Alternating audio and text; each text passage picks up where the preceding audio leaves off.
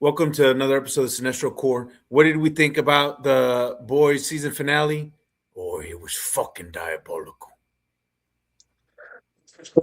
Matt, run that shit, Matt. Cinestro Core, the cast. It's your weekly gold mine. Stay tuned in. Stay tuned in. They got the beats, got those comic spins.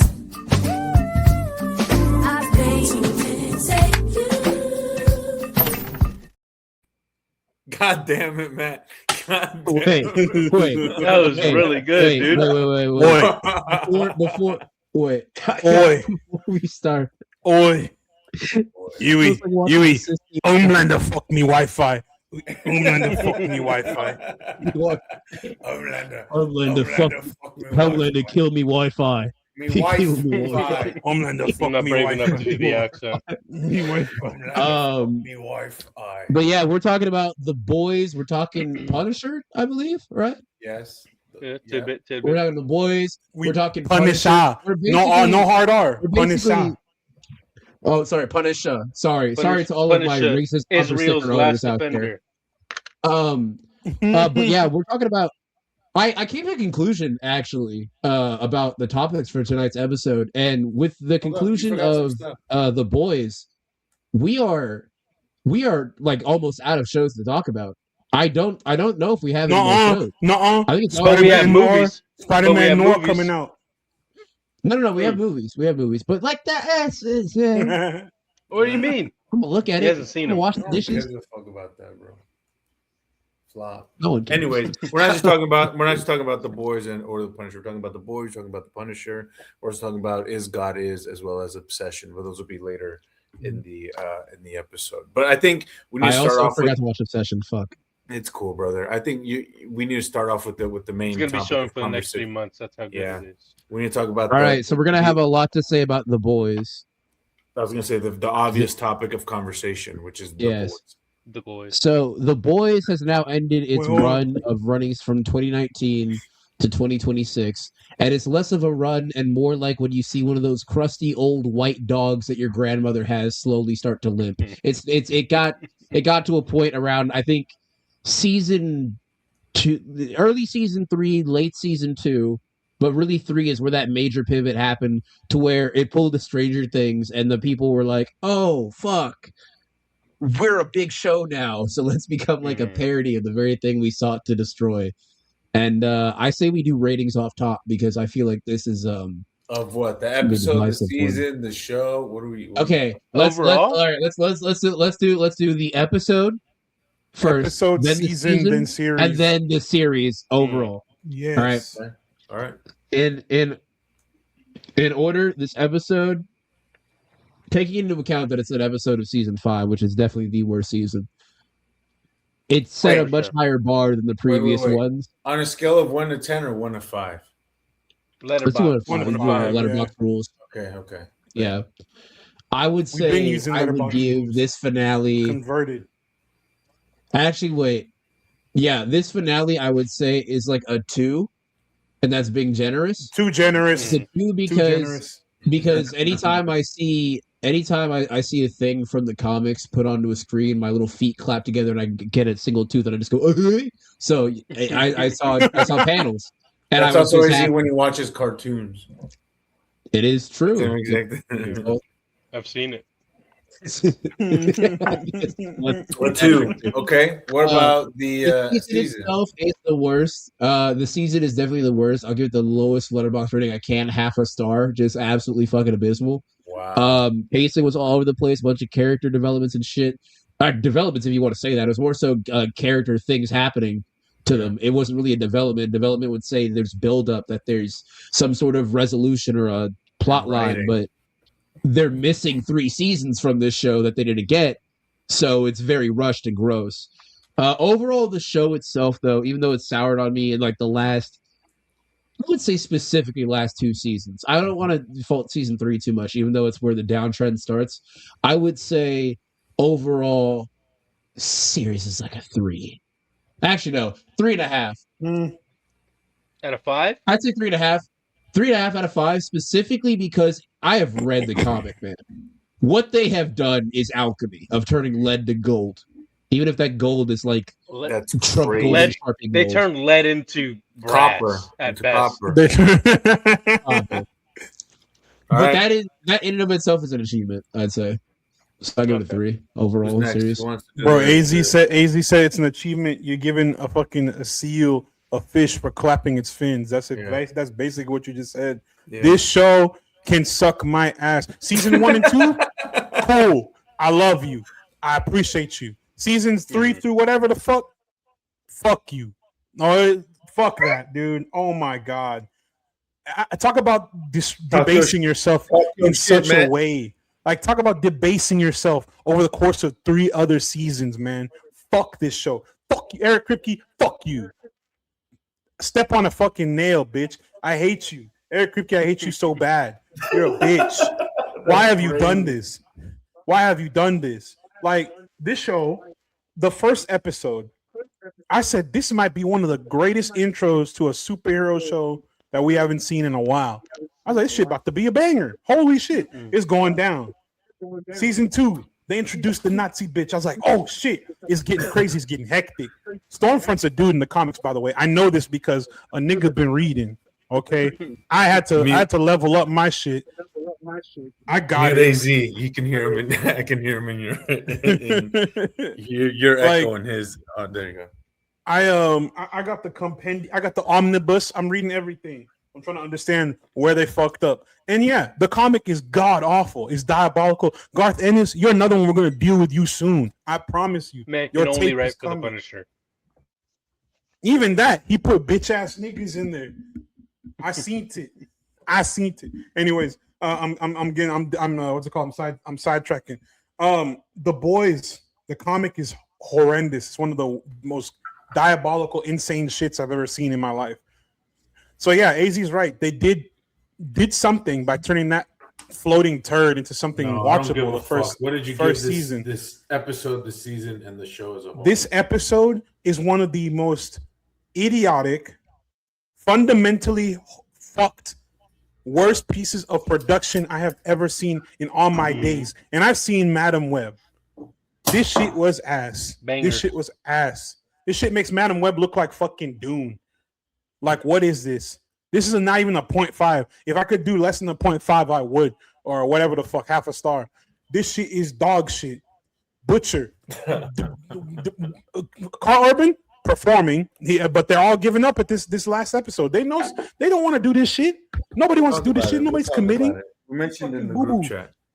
The season overall, they sold me at the beginning. Eric Kripke, count your fucking days. You will feel fire on brimstone. You will feel fire on brimstone. And oh my god, this nigga lied to me the first episode. You'll feel fire, Brimstone.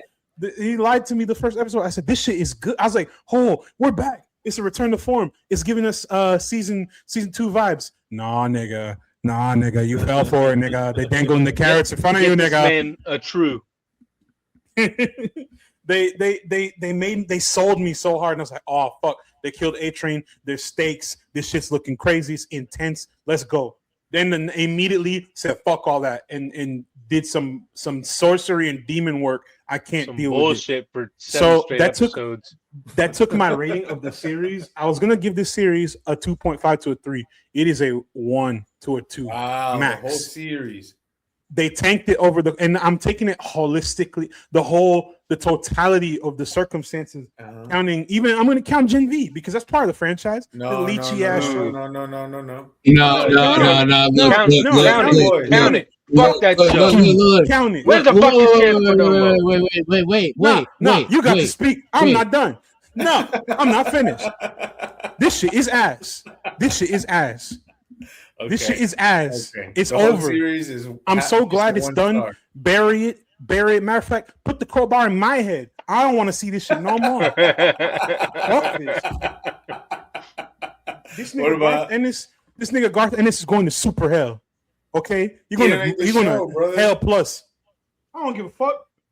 It's his fault if he didn't make this He's fucking comic. He responsible wouldn't be for here. it. Yeah. He should. And Eric Kripke, he's just as bad as Ronald Reagan. Okay, that nigga going to double You know hell. what? We should include Seth Rogen. He produced this. He did. He's a bitch too.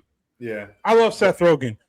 Stick to smoking weed, nigga. Stick to smoking weed, So please. And, So you and gave sell the- your ashtrays for cheaper, motherfucker. So you gave the episode what, a 1 star? I gave the episode a 0.5, a half And a star. And the The season is a 1 star, and it's only And the because the show? first episode carried. And there's let me give him a little bit of there's a little bit of like bright points sprinkled in barely. This is some shit they should have done in season 4, though. Giving Firecracker some more depth, giving Noir more depth. They should have done that shit a season or 2 ago. Instead, they said, our funding is over. They're canceling they're canceling this show, or the show's finishing. Let's cram all this shit and like fucking ram this shit in here and make y'all say, oh, guys, look, this is what we had planned. But also, Amazon's fucking dumb, and we're not going to get 8 seasons. We're going to get 5. So I have to jam all this shit like a fucking Spark Notes ass episode. Fuck that. And then the series overall, nigga, a 2. And that's like a generous 2. This shit's a 1.5. This shit is a double bag of ass. This shit is a animal style burger of dog shit. This shit is funky. It stinks. It's smelly. It's and then these niggas who lie on Reddit, they don't even watch the fucking show. All of you are fraudulent and liars. I'm off this shit. Hey, Matt. Kiss my ass. Can I ask a question, Matt? Yes. About I wrote all that down. Did you really? You gave this, That's what you were doing, writing it down? you gave the series a 2 out of 5, correct? Yeah. No, 1.5. At 1.5, I say on a good day I'll give it a 2, but 1.5. Seasons 1 and 2 carried. Yeah, so I was about to say you gave it in relation to the number of good seasons it provided. Yes. You Each season 1 star. Everything else, fuck out of here. I give this finale a 1.5 stars. I think it's bad. Too generous. I think it's very bad. I think it's a very dog shit finale. I think the season as a whole, I will give maybe like a 2 stars. It's not good. We've already discussed. It's just like not. I've discussed my problems with it. I won't reiterate. I think the series as a whole. Speak on it, King. Series as a whole, I'll give the series like a 3 out of 5 stars. I think it's average. I think the whole, it's greater than the sum of its parts, right? I think those first 2 seasons were truly something like magical and really special, right? And I think really kind of like hit the spot, really hit what people were wanting at that time, really at the right time, or really kind of like it's really reflective of where we were. Superhero fatigue, right? Exactly, it was really reflective of where we were at the time in regards to superhero storytelling. But this shit fell off hard. And one of the things that we mentioned in the group chat that I think I'll talk really quickly on, and I'll let Gerardo give his ratings, is that it just seems like all the actors are really checked out of this. Like really checked out of it. To be clear, Jack Quaid has never been in it. Man can't act, but yeah, everyone. I agree. But even actors who we do like, who are talented, like Carl Urban and Anthony Starr, they're just like, bro. Ganty was literally like, just kill me, bro. Please end this shit. That's why everyone was like, he wasn't hating on the fucking show. He was. Mm-hmm. Yeah, Anthony Starr and Karen Fukuhara, Laz Alonso. They've all had like little instances of like. I think MM literally reposted, Les Alonso reposted a post of someone talking shit about the show. Wow. Like nobody fucks with Kripke, bro. Is it a Kripke issue or is it an Amazon issue? It's a writing issue for sure. It's a little bit of both, I'd say, because they had. Hold on. Let her do ratings, and then I'll make my ratings quick.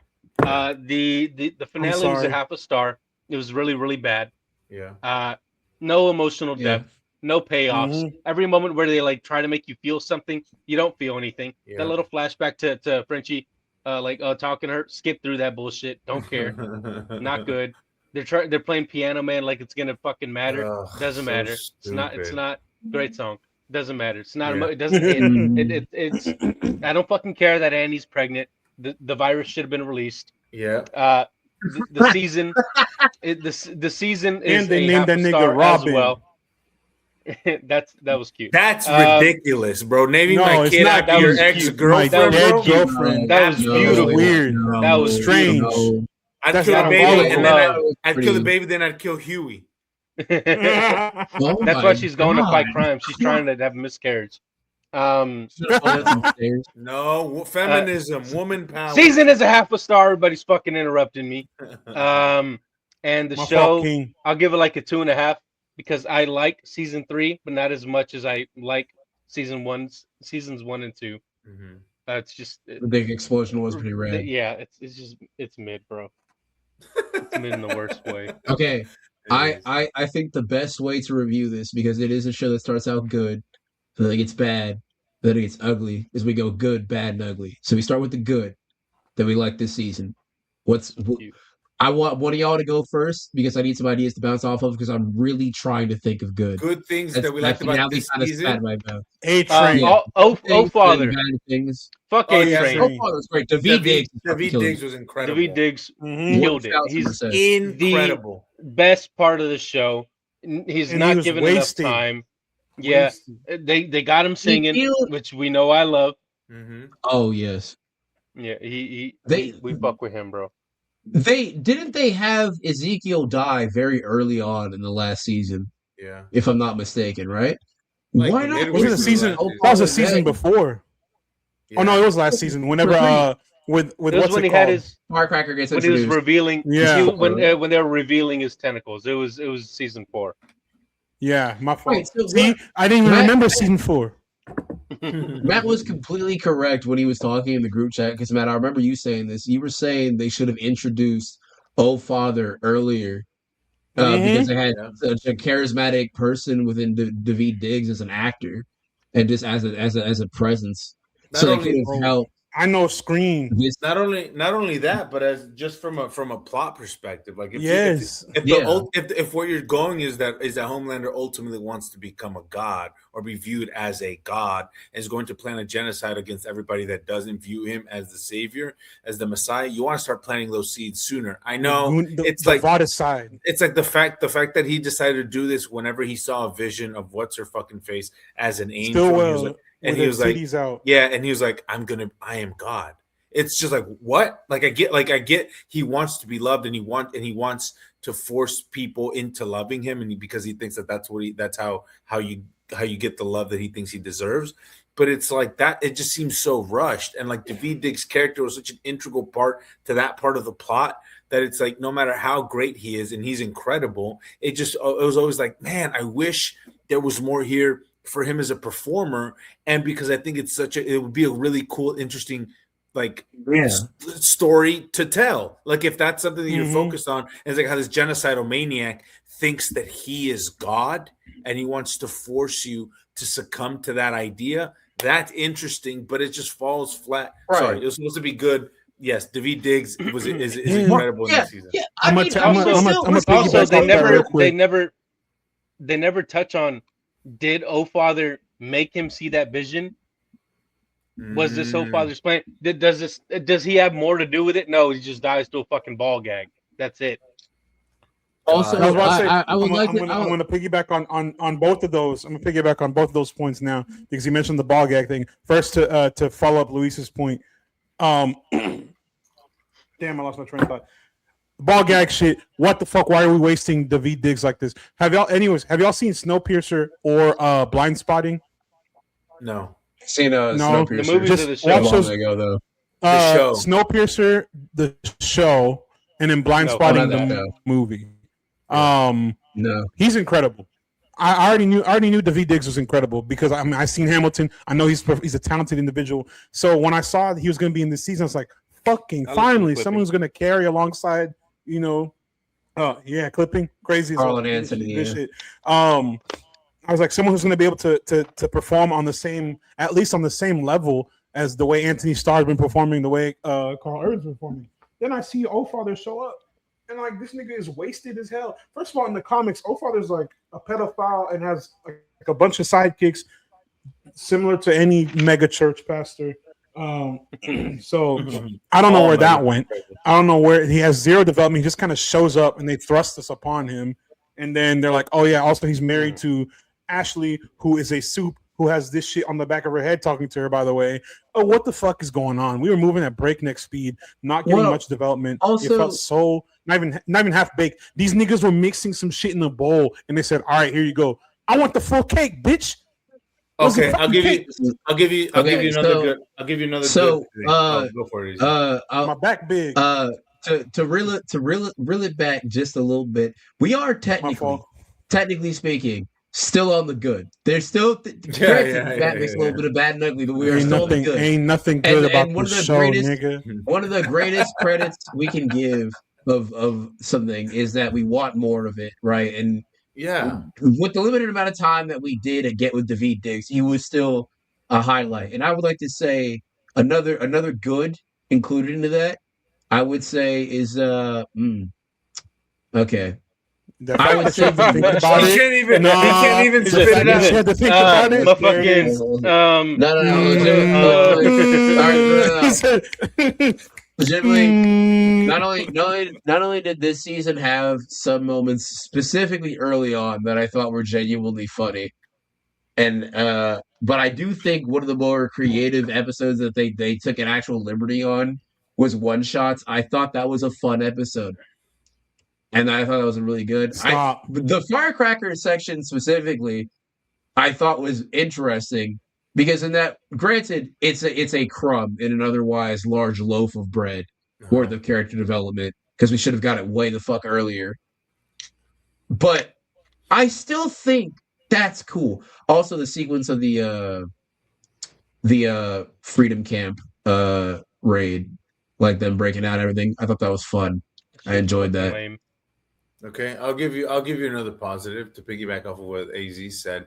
I really liked the One Shots Yeah. episode as well, and what I really liked about that episode was kind of how Oh god, I agreed which with is- them again. Which is this turkey leg. you have Yeah. to You fuck have for to it. fuck me. Yeah, What I really, that actually was the first time I'd felt uncomfortable for the boys in a hot minute. I was like, oh god. but what I really liked Oh. about that episode was kind of like how it explores these characters, which I think the show was really, really good at doing at the beginning. Right, obviously because the cast was much smaller, the story was much more focused. Once the bigger the cast gets, the bigger the story, the bigger the stakes get. You lose track of a lot of that, and I understand that from a storytelling perspective. But it's like, what I really liked about this show at the beginning was how like invested in these characters and the relationships we were, and One Shots, and even like the conversation has with, although I think it's stupid and I don't think it works, the conversation he has with Annie about how he got his name I'm deep. and his nickname and stuff like that. It's like, I think that those aspects of the show are really interesting, and it frustrates me because it gives me insight into like what this show was good at, what it could have been, and what we didn't get, and that's what's really kind of annoying. But I think those glimpses of character work and like character, quote unquote, character development that we did get was like, I like that because I was like, it reminded me what I liked about the show. But yeah, or why I like the show, those first couple of seasons. All right, I think is that all of the good or the true natured good we have? What's the Deep's real name?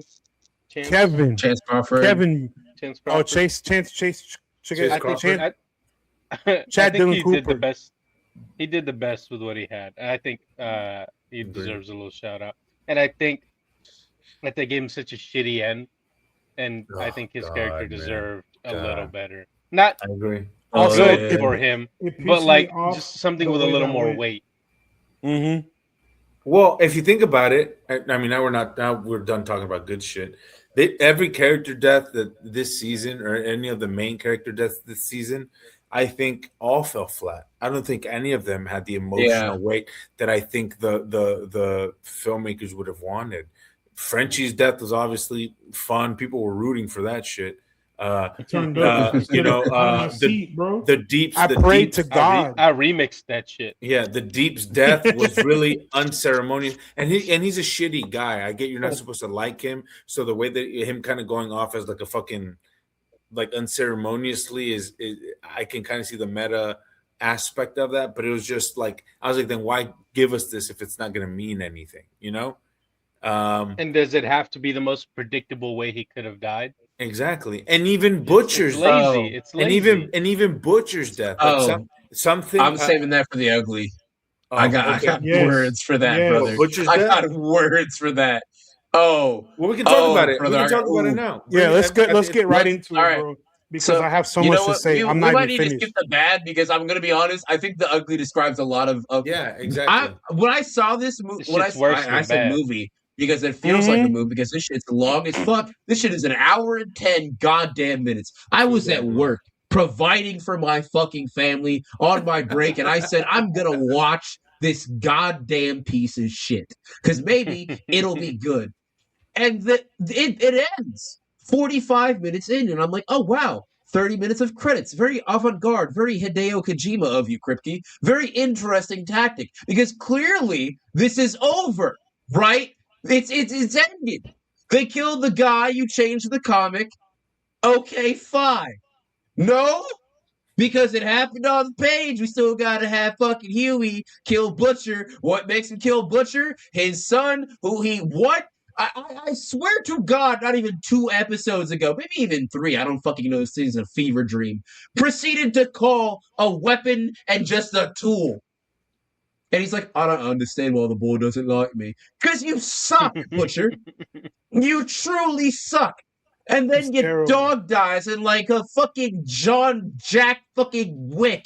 You Union Jack fuck proceed to be like, well, me dog's dead. I think- my son don't Oi, like me. Oi, I bet me it's dog genocide. fucking died. Scorched earth. And that Oi, would me have been pooch dead. effective had they not, well. after one shots and several more hours of television, built up his friendship and closer companionship of reluctance with the rest of the boys. They were alive. He was sad over Frenchie dying, legitimately. Kimiko witnessed that. They know Butcher has empathy, and he clearly has a bonded relationship with this version of the boys, separate from the ones in the comics who he views as completely Dog dick disposable. riding. So why the fuck is he like, well, all I have is all my friends who are like my found family. Guess I better go kill them. What the fuck? And even and the last bit of the ugly that pisses me the fuck off is that in the end, after all of it, Butcher is still fucking right. Because the only 2 good soups we've seen, with the exception of Genevieve, but no one watched it, so who gives a goddamn fuck? There are like maybe 7 good soups we've seen. The rest of them are horrible. Even fucking Rockslide, they're like, he skull fucked Abraham Lincoln at the monument in front of a field trip. Kill them all. They're clearly all corrupt and horrible. I think What? it's that's kind of like my biggest gripe with Butcher's death is that it seemed very cowardly. Just like not only like the character itself, but I think from the writing from the writing of it. Like I think they throughout the entire season, Butcher's been the one character who I think moral compass has been the most haywire. Right, he's the one character, and they did a complete pivot. They stopped focusing on Huey, they started focusing on Butcher, and they're like, okay, this is our main character now. In regards to the human characters, what drives him is what drives the propels the story forward, and so this is the main point of view character who we're really following. But then it's like, oh, he's actually much more. We knew he was morally ambiguous, but now he's just kind of like actually like not a good guy at all. Right? He's like, and then they just give up on that. Exactly, and they That's don't what- go through. They end the that's last what made- season. They're like, he's gonna be a bad guy. He's working on his own with Kessler, who we don't see anymore, and he's gonna be, working towards the same mission as the boys, but also kind of like not on their side. Yeah, And then this whole season, he's just kind of. lads, we're all back together.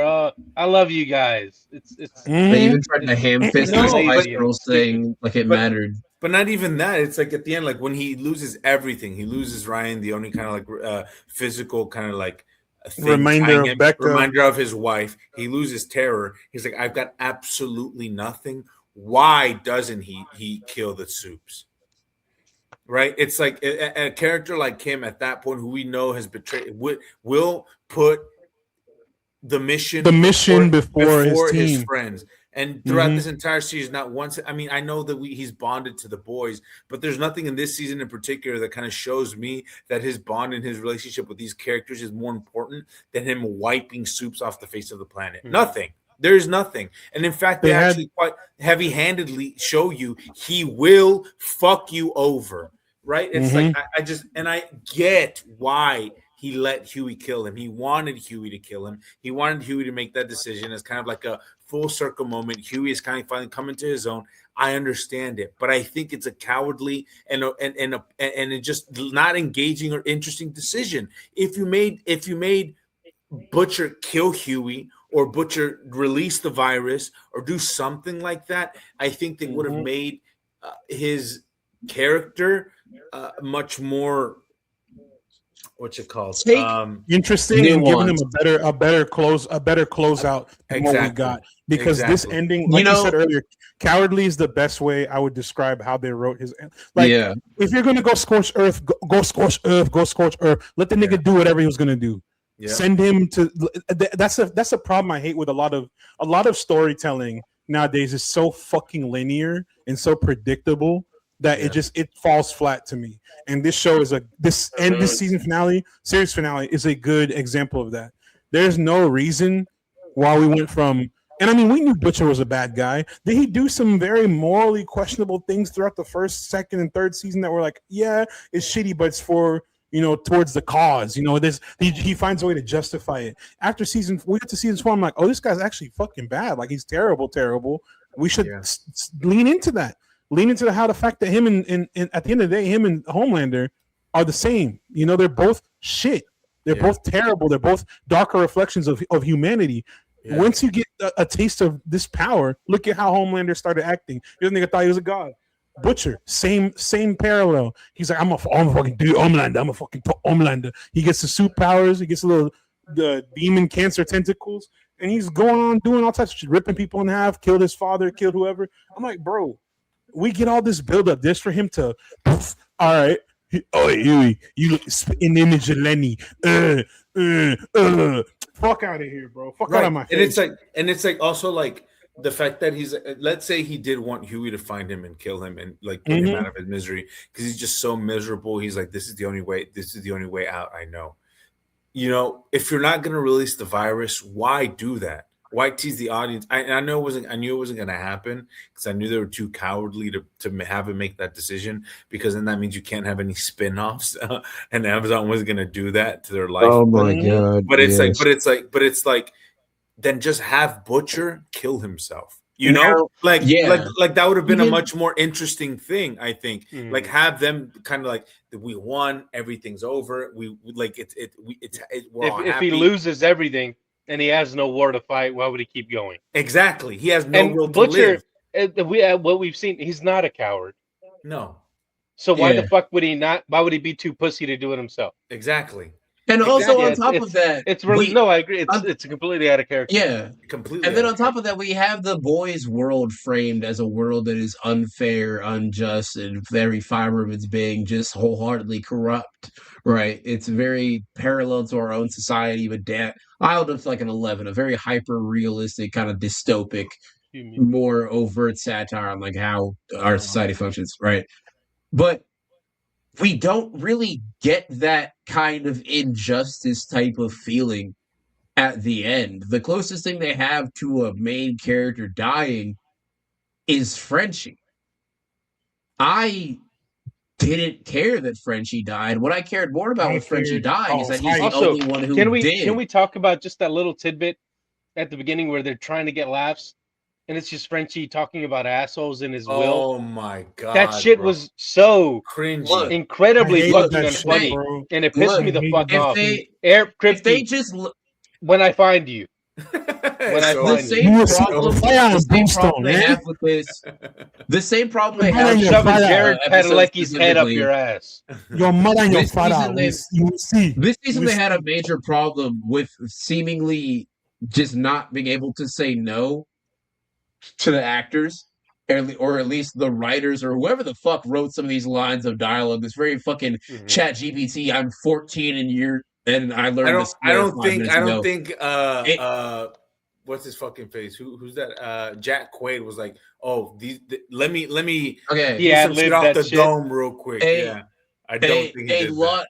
All right, Have so you then met in his that dad? case, the writers Of course I'd he want knows all to about tried butt at The stuff. Hague and then actually just thrown straight into the fucking gulag.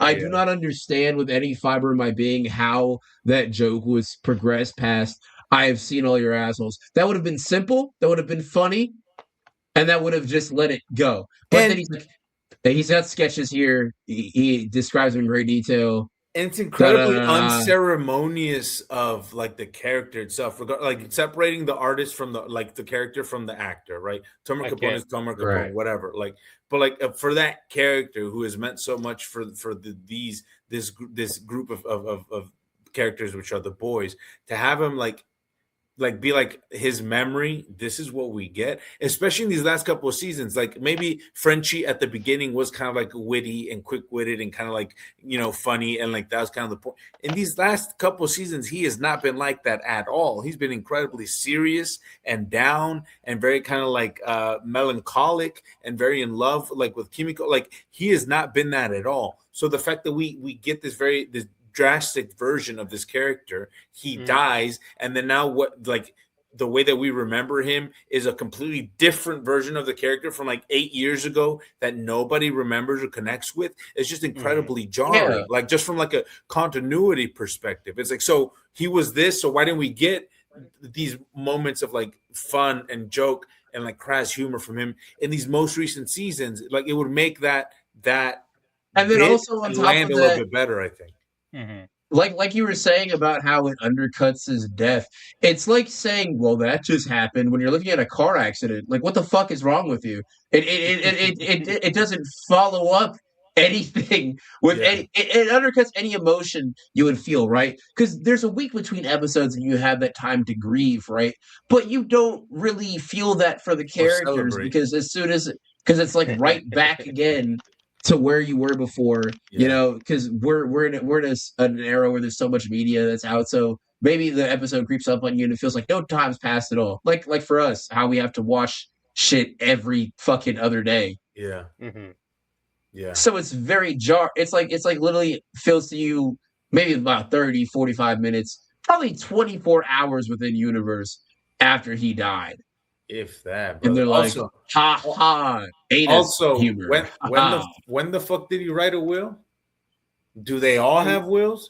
In the Freedom Camp, apparently. Yeah. Oh yeah, they explain it. You're right, but it's No, like, even if they explain it, this it is- still sounds stupid. Another It sounds nitpick very- I have. It sounds very forced in a way for them to be like, "Oh, Tomer, what's it called? Frenchie he's evolved. He changed over his time and blah blah blah blah." Explain that shit during the show. Let him say that shit to them as he's dying. yeah, It would be more impactful, guys. All this time I spent with you, you have made me a better person, and I have been spending my life doing drugs and being horrible and kill those people, but you have changed me, mon coeur. Instead, he writes about assholes and putting security cameras in toilets. What the fuck is that? yeah, What the fuck is that? It's crazy. I'll beat everybody ass. This not even the. Oh my god! It's one of the worst things I have this week. And I listened to the Drake album came. The Drake album came and we got 30 record ass. I said the boy is gonna save me. I was wrong. It's all ass. Canadian niggas suck, bro. All of you. Fuck you now. I know, man. It's sorry to Canada. We actually I fuck with Canada for the most part. Some of you need to be re-examined, but for the most part, I fuck with Canada. The movie is incredible. Big ups, Canada. Also, I wanna say the sheer amount of Canadian, I would call them red herrings, but that's generous. I'm gonna call them MacGuffins with question marks on them in this season. Is fucking abysmal. Listen, Marvel, you have made dog shit for several years, but I want to say I apologize. I thought I never knew how much worse it could get. I did not know. I feel bad now. The worst finale exists. No. Actually, good point. Never mind. But you know what? I still think that the worst finale I've seen this year is Stranger Things, and up until I saw the Boys finale, it was Daredevil Born Again ahead of it. But no, The Boys, I knew wasn't going to be satisfying in any way. And you know what really That's something that fine. really He also had pissed 15 years for Supernatural, and it was dog shit. But this show, with a much more limited amount of time, he could have done something special. Hold on. But Walk then- that back. Supernatural wasn't bad until a point. And mind you, they had a lot more seasons, a lot more episodes. We cannot compare the a two. lot less budget. It's not fair. We cannot compare the two. CW Also- was a poo-poo caca little studio that barely But did the anything. point still stands, Also- Matt. Whether it's in a fish or whether it's in a stream or a lake, a fish still swims. This man still cannot end a goddamn show. It doesn't change. He's still shooting O for O, brother. and something that really Studio interference. something that really made me upset too Uh-huh, is that like right before the finale dropped, he said, "Oh, it's like a satire of like bad finale endings, like bad." Was that season endings." substantiated, or did he? I think he really did Was say that that. Let me look that up. I wouldn't Okay. doubt it because Kripke Okay. a bitch. Ooh. Because I think that was just a joke. Because I read through that article and I. Oh, didn't was it see really? that. Was it really a joke? It was really a joke. It was really Oh, a my joke. bad, my But bad. listen, I'm cutting but this. listen, Fuck that. listen. If they said the Joker Not was stand on business. jaywalking, Keep it he in. beat a kid with a crowbar. I'd believe him. You Yeah. know, he's got the track record. Who's to say he's not capable of doing it? The fact we even believed it for a second Yeah, says a lot about Creepy's track Yeah, record. you're right. my bad. But there's I so got- many got- MacGuffins. There's Sage. There's Ryan. There's I keep on wanting to call her Tiny Style, but it's a fucking Cyanide and Happiness skit. The little short, shrinky one from Gen V. Little Not there in Cricket. the previous episode Emma. with Gen Emma? V. Yeah, Emma. Emma's in there, but wasn't there the previous episode? I don't know what she. I'm not gonna watch Why Gen does it V and matter? find out, of course. But why does she matter? Why does they basically made her into Harriet Tubman instead of fucking Super Saiyan 2 Cell Games Gohan? Who the fuck is what is her name? Yeah. Marie. Yeah, they fridged Marie. They Professor X her basically. Jordan, gone. No, please, every please let me single talk about weapon that. Except for maybe Ryan. was Please let me talk utilized. about that. Even the fucking virus. Thrice. Cut Yeah. thrice. Yeah. The fuck? Et tu brute. What? Oh God, it's Shakespearean. What were you gonna say? What were you gonna say about that, Matt? What's Like, up, Matt? I think I mentioned it earlier. I'm going to say it again because the shit does not make sense to me.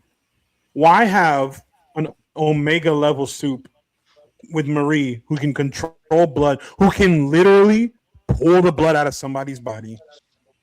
Why have her sit on the sideline so we can go through this dumbass side plot and give You want to know Kimiko why? Soldier Boy powers?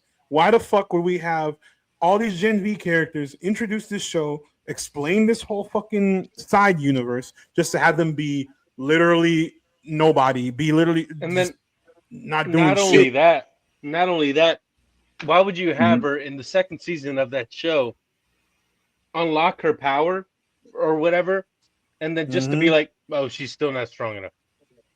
And then he was like, You want to know why? and I read in an interview, he's like, well, like the third season would have been her like training like Luke and Master Yoda to like unlock more. Then what the fuck was the point of the second season if she still needs to train more? Yeah. And if the She- show's over, what the fuck is she doing? That's why they canceled Gen V, because you can't go It's anywhere. It's pointless. Once you It's finish pointless. Yeah, Then the why boys, not release the goddamn virus? because they need spin-offs, Or- because nothing's to stop us from 5 Okay. years from now. No. They're gonna release a Okay, if VOD. It's gonna be called like VOD Oh, Plus or God. some bullshit. It's gonna be like a fucking Generation VOD. Generation VOD or some shit. Oh, I mean, Wait, that's that's what Gen And then V. it's gonna be. I was say it's gonna be VOT. No, we already have VOT. Shit. VOD, the Seven Assemble. Yeah. Oh, my headphones some died. bullshit. 1 second. It's gonna be like the Seven Assemble or something. We're just thinking of literal like VCU titles in the Bro. show. That used to be Okay. a joke, and now they're So- fucking spin-offs. and that's what I was gonna say. I think also one of the reasons, or like part of the problem, is that like Mhm. Amazon's kind of like wanting to like franchise this whole universe really, really, really, really fuck these creators in the ass because they're like, well, we want a show where it's like younger people and it's and have that tie in, be a spin-off of the main show that then ties into the like build a universe, right? And so that fucks everything up because now they're like, well, we're gonna do this, and that's gonna be a complete different showrunner that is not Eric Kripke. And if that's what Amazon wanted, why the fuck would they cut him off at 5 seasons? But and then here's the thing, and then that they're like, fucks him. Exactly, and they're like, but also now you don't get the 8 seasons you wanted because this is much more expensive than we thought, and so those 3 seasons are going to turn to 2 seasons of Gen V because they didn't want fucking contract renegotiation. Exactly. So now we're going to cut your situation. Then you end up in a situation where Marvel is where they cut it. I think a little bit post-COVID, about like 2023 is when they really pulled back on the streaming. They're like, all right, guys, maybe 4 shows a year is kind of fucking nuts. Yeah. Right? Where you get to the point where people have to do fucking homework in order to understand the thing that they've been following for years. Mm-hmm. That's tedious. No one wants to do that. We barely want to do that, and we don't even get paid for this. We do this for the fucking love of the game. Yeah. The general audience, they love dog shit. But fuck it. You give people work to get through that dog shit, they're not going to do it. That's why Gen V Season 2 had such low numbers, because nobody really fucking cared. And then them doing all these spin-offs and all these little shelvings of characters in order to fit them into later seasons, it just feels disingenuous. It feels like they've become the very thing they were parodying in the first place. Yeah. And because my headphones died earlier, so I missed a little bit of the Marie conversation. Yeah, my bad. Mine died mid-convo. But with with Marie, Newman, Ryan, and like 17 other different MacGuffins they introduced on how to kill Homelander, it came to a certain point where they realized that that's too. Even if they had multiple seasons, right, where they were whittling down MacGuffin by MacGuffin by MacGuffin, if you're going to kill off or get rid of those MacGuffins, like put them on the back burner, what is the point of introducing them in the first place? It just feels like you're kind of padding for time. And then when you finally sit down and you're like, oh shit, maybe the guy who's been wanting to kill Homelander and has the strongest motivation should be the one who kills Homelander. But then it's just like, it feels tacked on even then, because a lot of the season's pacing is so rushed and they don't do a very good job fleshing out between. Not only that, they don't do anything to weaken Homelander, and then Butcher's just able to trade blows with him casually. Yeah. He's the strongest soup. He's the strongest soup in the fucking world. But just this guy who has temp V powers from cancer can go toe to toe with him. What is that? His rage fuels him. Look, the scaling is pretty inconsistent a lot of the time, but like mostly, like if it's Starlight and her eyes start like really glowing, she can like knock back somebody. That's pretty consistent. A-Train, if he runs really, really fast, can like slow down Homelander's lasers a little bit, like kind of run past them, but he can't outrun them outright, you know? Or the Deep is just awful, etc. and so forth, right? Yeah. But he's also strong. And Kimiko's healing factor makes like a lot of sense. Like that's just some Deadpool shit. Butcher's fucking Medusa dicks, as they call them, are the most inconsistent thing in the show. I don't understand what they do. How powerful is he? How durable is he? Etc. The power scaling don't make sense. Do they grow back? Are they instantaneous? He's strong as shit, but you can laser the tentacles off. Yeah. Yeah.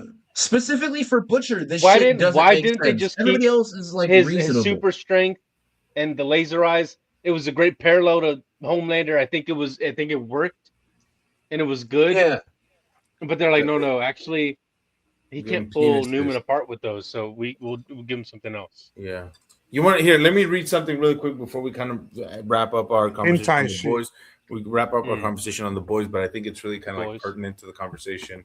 And what Eric Kripke kind of like wanted to say. He said that Jack Quaid's Huey and Carl Urban's Butcher were, quote unquote, the secret conflict of the show, which made the final moments of the episode blood and bone, which sees the pair in a fight to death so satisfying to write, is what he wrote. Is what he said. Oh, it's so secret. Not even he knew it was in there. Fucking watch. It was so secret, not even any of us knew.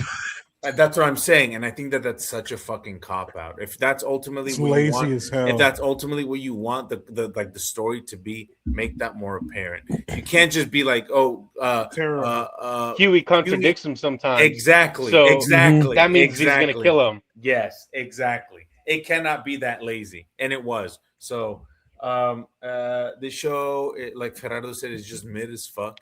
It's a Makes fumble. me so sad. It Dude. could have been Depressing how bad it got. it could have been something great, and I do honestly think that capitalism is like many things in this world, the arbiter for this show being as dog shit as it turned out. But yeah, man. Any final thoughts before we move on? Because I think we've kind of had our piece on this show. I wanted to see Eric Kripke 1v1 in the octagon. Not me and him, but him and two polar bears who haven't been fed in several days. I want to see him in a good show in an octagon. I can't Wait, I Preacher, can't legally yeah. say what I want to happen. I'll say it. But y'all saw it in the group. Y'all saw it in the group chat. We'll release it. We'll release it on the Patreon. On the Patreon. We'll release it on on February 30th, which will be the same day Eric Kripke finally gets to make a good show all the way through. Exactly. We'll see. But you know what? While we're talking about things, I'm that tired were of just absolutely Kripke's- punishing Sorry of to get Kripke's. through. Oh damn! I was about to go. He said, "One last segue." Do yours too, man. Oh. Do yours. Yeah, do yours. Fuck it. That's No, actually, I forgot. I What? forgot we were what's it called? We were talking about one last skill first. I was about to say I'm tired of this obsession with dicks and assholes. Nice. Speaking of obsession, I swear I thought we talked about this already, but we didn't. No, we didn't. No. But I don't think it's gonna be that. let me tell longer you something. conversation. This is Let me a tell 30 you minute. something. He didn't say it. He didn't say it. Actually, that's He didn't say restraint. much. He didn't say much. They're also Luis was means right. John There is no Bernthal- script. That means John Bertha would have had to write a fucking script. All right. What if all right, you know what? I say we also do ratings off rip for this because this will be fucking quick. What did y'all think of John Bernthal's Dread 2026? Writing John ass, Bernthal Wick. action cool. I'll give it a 2.5 out of 5. Damn. It's, I'm also right. It's nothing but the action. Everything else is horrible. Yeah, That's true. I'm also right there. It's a 2.5 for me. It's just straight right down the middle, but it is a entertaining 2.5. I was in the middle of cooking and I had a beer in my hand, so I felt full immigrant dad mode, and I was able to just AZ very was- dad shit. I think my dad AZ was just- standing Immigrant by the dads. TV. He Yeah. was standing like right next to the TV with his hands behind his back. Yeah. Like, this is very just good. a man who is in his late This is 40s very shooting good. with This is guns. That's all incredible. they need, and it was sufficient for my appetite. 2.5 out of 5. Who's next? I'll go. I give it a 2.5 to a 3. Really a 3. I was gonna say 3 to a 3.5, but no, y'all make good points. The action does carry heavily. Also, we're watching this Oh, in yeah. the tail end of Daredevil. Don't watch again.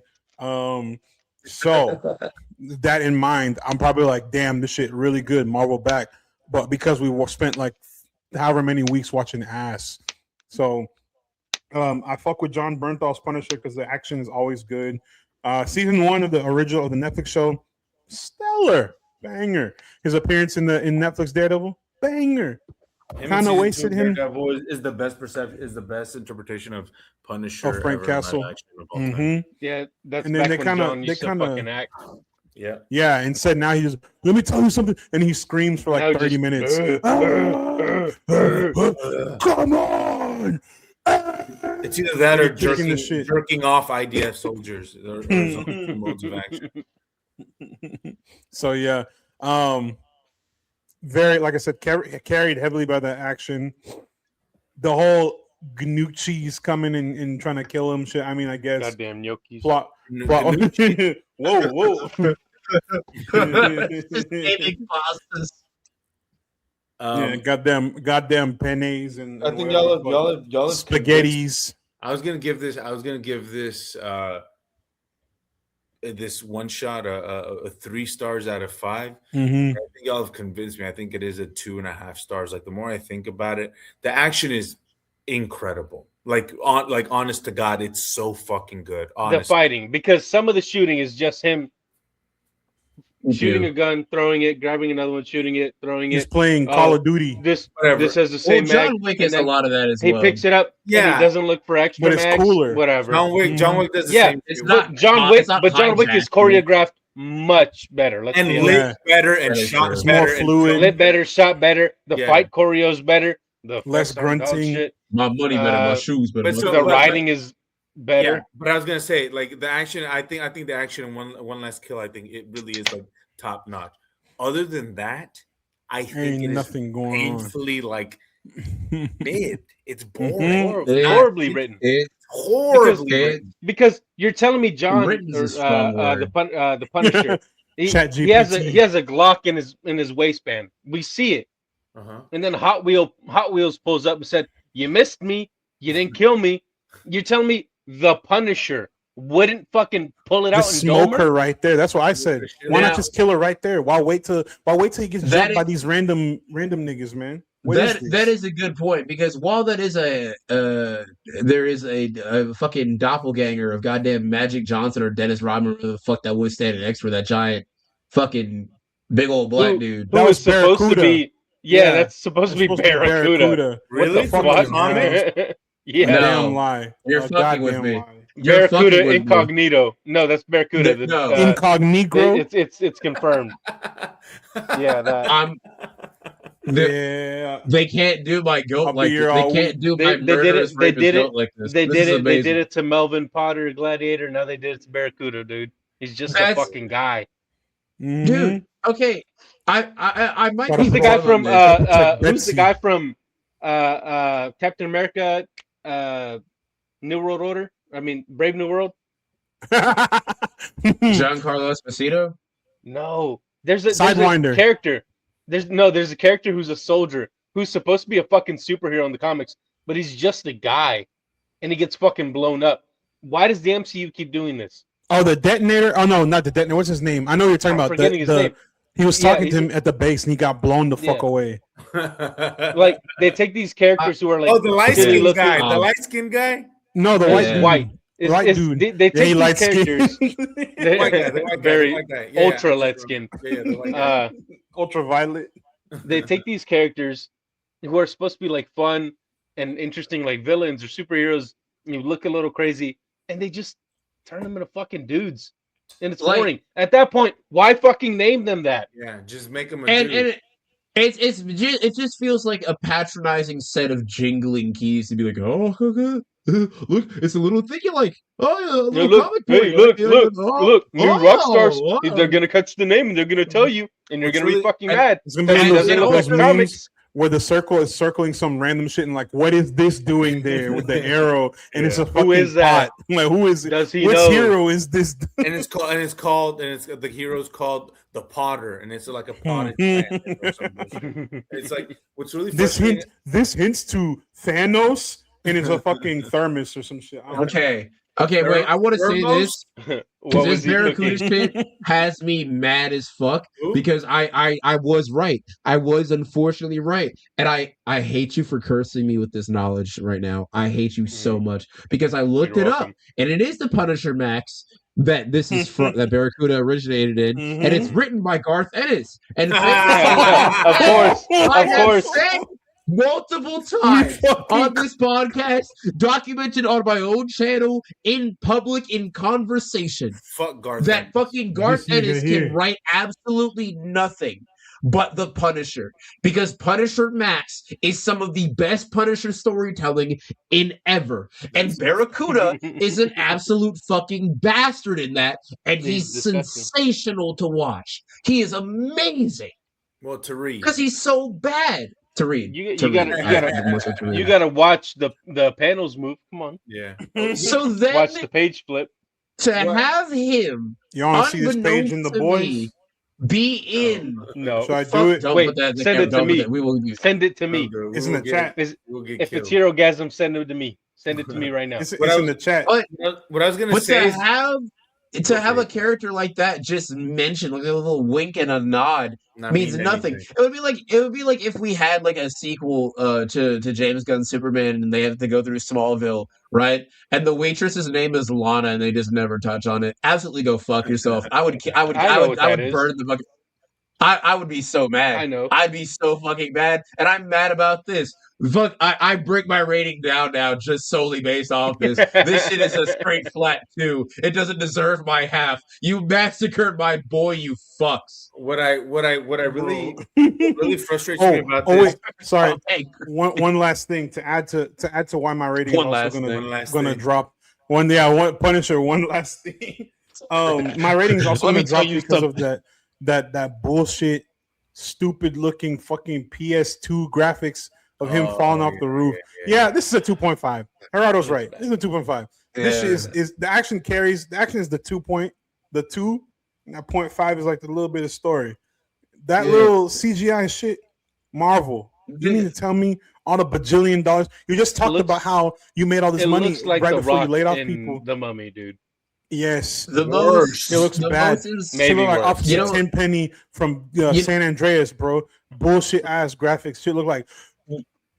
You know what's even worse? Fucking. It's annoying. followed by mere seconds later with a really good practical stunt fall through several wooden boards, and I'm like, oh man, why not just if only do you that? had some kind of. And we should also point out that fall onto like the air conditioner was shot practically, but they put that shit over it. Why? You're fucking with me. I don't know. No, it's real. There's like BTS footage where you can see him like getting lowered on the wires and he's hitting it, but why the fuck did they? I don't know. That? I don't know. They man. sat And there they and they were CGI'd like, the way "We the metal fell on his head. I was like, oh my god, get out of my face. It's bad. That's what I've been trying to say is that what really frustrates me about this one shot is that it's like some of the best things and the worst things I think of the MCU right now. Best in that you take something like a generational casting, which is John, at least at the time, John Bernthal as the Punisher, and you take something who should embody this character, who's kind of like perfect casting, and then completely flub it by giving in to his stupid fucking demands, like letting him write a fucking Punisher story when he's not a goddamn writer. It's like if you would have had Reynaldo Marcus Green, who I think is a decent director. He directed King Richard, that movie about Serena Williams and Venus and Serena, where Will Smith won the Oscar, right? Like, I think he is a decent filmmaker. I don't think he's bad at all. And I think he's very talented. But if you have a filmmaker like Reynaldo Marcus Green and you have an actor like John Bernthal, who, even though he's kind of like washed now, is incredibly talented, and you have a character like the Punisher, that should be like a pretty good combination. But you fuck it by by letting him bully you because he didn't like the way the character was portrayed in the previous iteration of Daredevil, fucking whatever bullshit reboot y'all had. So you guys cave, let him give him this bullshit, and now we get what? How this story, Punisher's story? How? This did what to the MCU as a whole? Punisher for the fourth time is trying to live normally, which he shouldn't do. And he That's can't. not who Punisher is. He should be the most maladjusted person ever. And we see him, I gotta be the Punisher. And I get it. And it's like maybe this exists so that he can finally be the Punisher, which we see at the end. He has the skull. We've seen that 3 fucking times already. I know. We see it in Daredevil.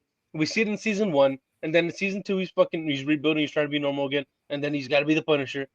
Why do we need to see it a 4th fucking time? This movie could have been this one shot could have just been straight Dread for an hour. Right. But instead they're like, let's throw in some bullshit. Also, the whole there's PTSD psychological aspect of that shit did not work. That was because he can't worst. write. That was the worst. Write. You know when the PTSD shit worked? In Daredevil. When he's just when he's moping and when he's just like, you can see he's there, but he's not there. And he's just staring at the fucking Ferris wheel. And you hear the Ferris wheel's lights go off and they sound like the 3 gunshots to kill his fucking family. That's when it was good. That's when the PTSD made sense. That's when it worked. But now he's like, you're right. It's terrible writing. It's terrible writing because John Bernthal is literalizing what is going on in Frank's head, Whereas in Daredevil, we see what's going on through sound cues and but mostly through John's performance, right? Yes. Everything is He left to doesn't want like to the act anymore. imagination. He wants it all there, front Exactly. and center, and it doesn't work. And John Bernthal, the person, is Mhm. literalizing Frank Castle's trauma and PTSD by having him have these visions, which don't work hallucinations. and are corny and are stupid and don't fit with the rest of the one shot. And like, if they would have focused more on his family and the loss that and kind of being like, I did it, for you guys. But then where does that leave me, Frank Castle, the person? Now that I have avenged y'all, what do I do? Oh, psych, my journey's not done because there's still more for me to do. Or like finding greater purpose, which he does. It's not, now that I've avenged my family, there's more people to avenge. Not just Even like Luis, that, you know what I feel like that makes sense. Or even better, You know what I feel have like? him not save the kid and be like, oh shit, there's still more shit I need to do. Or even Because the Punisher's not a fucking hero. No. or the main thing that the Punisher states with his entire path, I'm trying to avoid just giving it away, but it's a literal war on crime, is what he calls it. A literal war, right? Not for the altruistic reason of, I don't want this to happen to anybody ever again. It's that he views all criminals as the people who took his family, right? And we've already hit on the fact that he got vengeance for his family, but if you want to try to do the PTSD angle or like the wartime angle, right? And you're going to do all these fucking cornball visuals, fucking don't do that because John Bernthal, God damn it, you can't do art. That's not your thing. You scream and ask people questions about something. That's your thing. Then you're fucking Tell lame. people Percy. something. Yeah, you tell Telling people something. That's something. it. That's it. You want to know something. You want to know something. I want to know if Let me you know tell how you to something. actually Let me write tell you instead of something. storyboard. But all that to say, all that aside, if you're going to go that war angle, right? Have him view instead of, oh, my family, my family, my family. Like we've already seen for I think 2 to 3 seasons of his own show on Netflix. It's giving the Right. boys how, oi, you Homelander Yeah. raped me wife. Oi, Even you as a Homelander killed me fucking wife. cunty Oi, haircut we and gonna a talk beard. Homelander. Oi. Fucking hell, But- man. But what they could have done is if they're going to go the war angle, right, and they're hitting on like his family and all of his failures, make it more so focused on that war concept of war and battle, all he knows, right? Like I believe it was who played him in Warzone. Who was that? Ray Stevenson, Ray right? Stevenson. Ray RIP. Stevenson. Ray Stevenson's a very vengeance, but also very war-driven Punisher because he's just cutting a swath through the criminal underworld, and we established that within the This first couple reminded minutes me of that movie. of Warzone Right. Punisher a lot because that's literally what I mean. That's basically the plot of the movie: is him trying to escape, right? Or like it's him against But the entire city and trying to survive. and that's how it felt more. I feel like they were trying to go for like a surgical scalpel when clearly this movie is special or presentation or whatever the fuck this shit's called. It is, yeah. Right. Clearly, this was meant to be, more of a chainsaw situation, not a precision cut. It's very action driven. It feels less written and more so storyboarded than anything. So if you're gonna go on these big set pieces, don't try to waste time with shit we've seen before, right? With Stevenson Punisher, we don't feel as tired or like that's as tedious of a story beat because some of us might have been unfamiliar with the Punisher, or that's the first time we've seen that Punisher in that world, That's a new thing. We've seen probably about 100 or something hours worth of Bernthal Punisher development. Yep. We get it. Yep. We get it. Yeah. You know what I would have done? And this is going to sound a little head-ass to start. I would have started with that last frame where he's standing over the dude with the gun. We already know he's going to be back to being the Punisher. We already know that's not an unknown. It's what happens. Not a flashback necessarily. I mean, not flash. Yeah, I guess a flashback. But it's the journey. telling how he got there. Like, okay, boom, first frame, he's over here like about to blast this motherfucker, and then when the gun goes off, the flash of the muzzle, take it back to whenever before, like between him in what's it called, Daredevil shit again, and then this one shot. Yeah. Explain what the fuck is going on. Why is he going through all this shit? You don't have to do the Like we said in the text, I'll do we you don't one have to better. do all the. That show how that creates a cycle where he just gets to kill more and more people Yeah. and feel like he's doing something.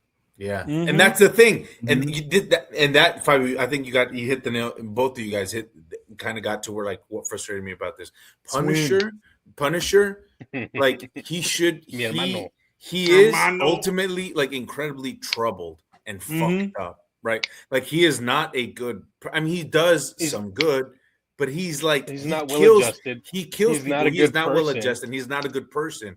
Exactly. Billy And it's- Butcher. And I think you said I think you said it perfectly. Like what is driving? Like he is making excuses to continue the cycle of violence. He wants to. This is how he feels useful. It's all he knows to do. So show us what it is that drives him to make the excuses to make these hard decisions. Right? Somebody has to do it, and it's gonna be me. And here's why. Right? And Show us. innocent people need to get hurt, and that should drive him more. He's saying, Yes.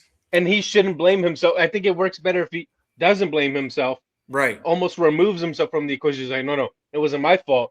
Exactly. It was the crime. And I need was to the avenge crime. them because they're dead. Yeah. And who the fuck? Yeah. Who's gonna He's like, avenge this is these why. people? This is why I do what I do. We This is why know. you can't do what We I know do. it's because he is on some bullshit Yes. and killing people. Mhm. But he thinks, no, it's because it's the criminals. They need all that. Exactly. And unfortunately, there will be some loss of life. I will try to limit that, but Mhm. it is what it is. Exactly. Like, But that would mean that John has to write some dialogue, which something and he something can't do. nuanced. He can't do it. It mean which he and I think I like John. I don't think he has. I disagree on his take on naps. Yeah, and I don't think he has the wherewithal or the self-awareness to kind of realize that a character like this it lives in the nuance, right? I think he has an idea of this character, right? The problem is that he believes Punisher is right, is a hero, and is justified, and is a hero. He's not a hero. He's an anti-hero. Yeah, which means that he does good, but there's a lot of fucking bad that comes with it. Exactly, Which is how I view an anti-hero. Agreed. And he needs a writing partner. Is the guy if you're gonna have him write, have someone there to fucking hold his hand. And well, Reynaldo Marcus Green allegedly co-wrote the script, but I don't think. I doubt it. Yeah, I don't think that was what it was. I think he was just, that's a good idea. I think they focus too much on the set pieces and the action as opposed to the character. He's like, John, thermobaric charges, those are fine in war. Yeah, it's okay. But that scene where he does such a good point. But that scene where he does fight those dudes in the bakery of that guy who he befriends, fucking sick shit. Yeah. Oh, fucking awesome. But yeah. Anyways, what else, Matt? We need one of your segues. Damn. Damn. Crazy coming from someone who's usually obsessed with segues. Ooh. Okay, there, let's go. Good shit. Got him. Good shit. Now let's and talk speaking about of good shit, Obsession is good as fuck. Yeah, I haven't seen it yet, but oh, you haven't seen it? Okay. No, I didn't get to. We'll but I would like free. to. No, you can spoil it. I'm gonna forget. I'm off some shit. I'm tired as hell. The Benadryl in my system off the methadone. Me and Gerardo the Gen V. So we can keep it short, but we can kind of talk about it. Obsession is a movie directed by Curry Barker, who kind of like started as a one half of an online internet like skit duo, who also made a short film which AZ has seen called Milk and Honey.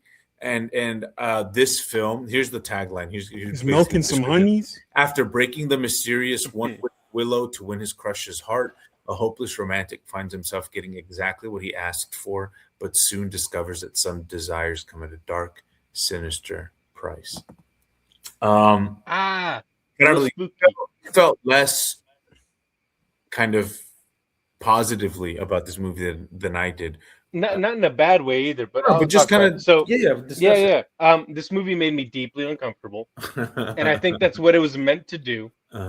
This movie is very dark. It's got some very like, aside from the it's a horror movie, it's got scary moments, whatever.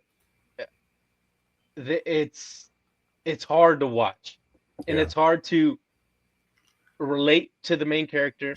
It's hard to even try to justify what he does in this movie and how he just kind of rolls with the punches and just keeps making shit worse.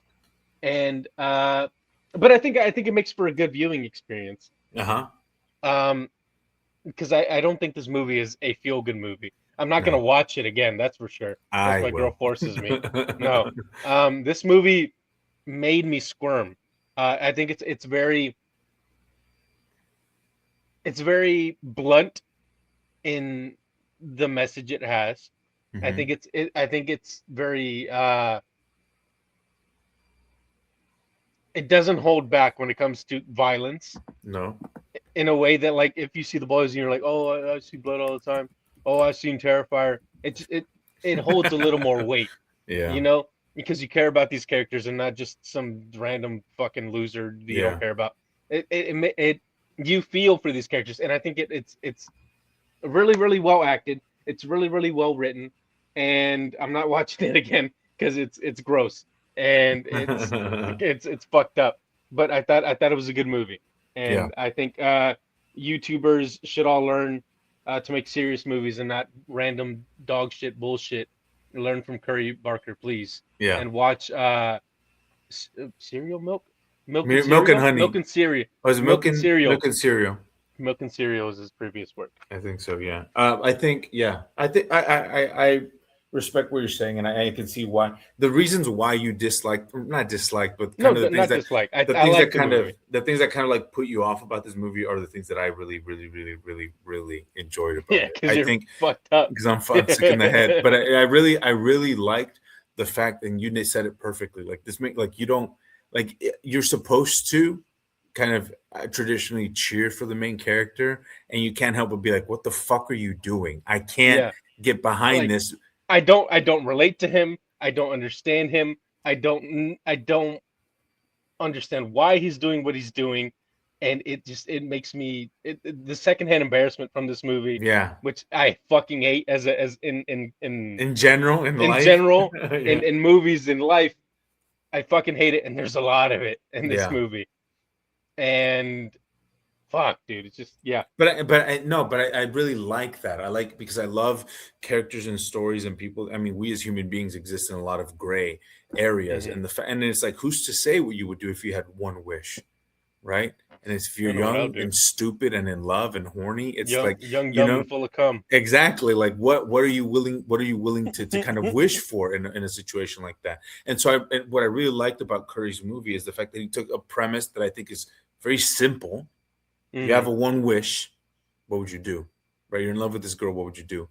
And just kind of ran with it and was like, well, here's what's the most insane shit that could happen, right? And it's something that I really loved about, and what I love about films like this is that when they don't explain the lore, it's not explained. It's beautiful. It's perfect. That's exactly Weapon's greatest flaw. I don't care I don't care about her motivations. Give me the witchy shit. Exactly. And that's what I really loved about Obsession is that we don't know where the One Wish Willow comes from.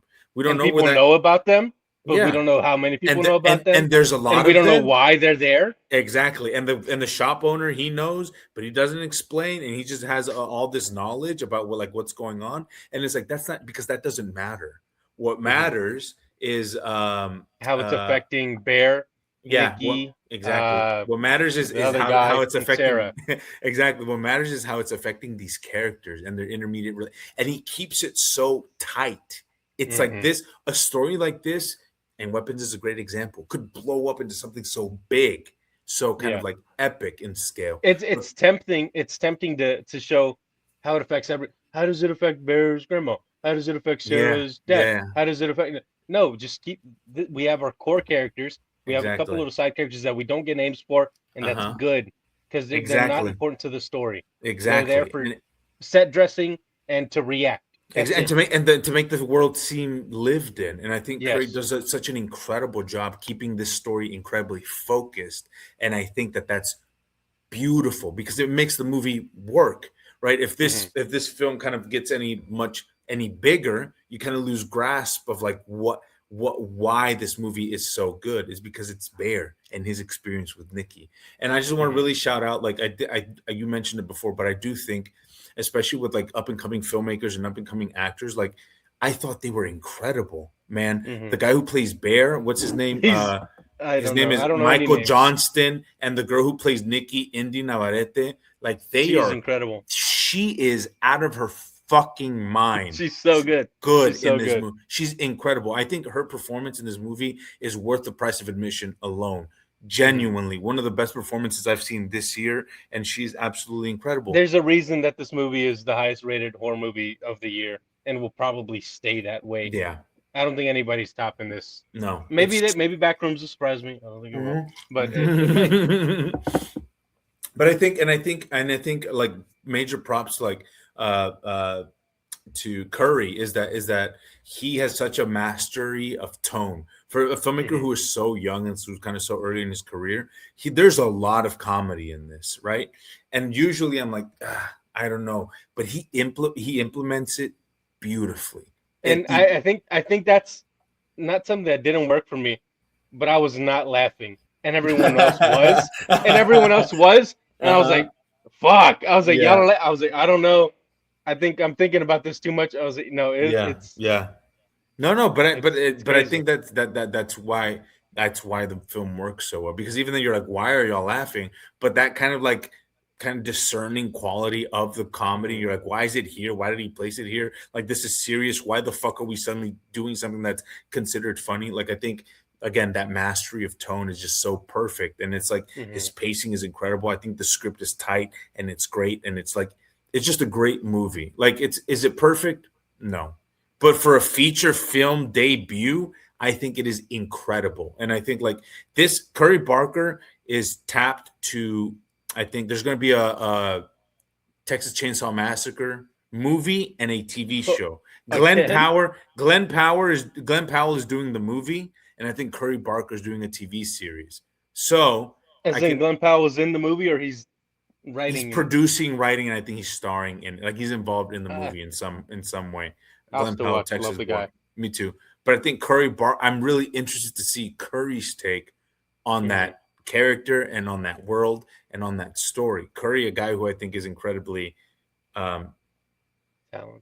talented and but also like, I'm curious to see who's somebody who kind of excels in comedy and who deals with a lot of comedy, kind of like handles a world that is not very funny, a story that is not very funny, and a franchise that means a lot to me personally, who really loves horror movies and loves film. The Texas Chainsaw Massacre means a lot to me, and so I'm really excited to see what Curry kind of does with that franchise. But man, Obsession is incredible.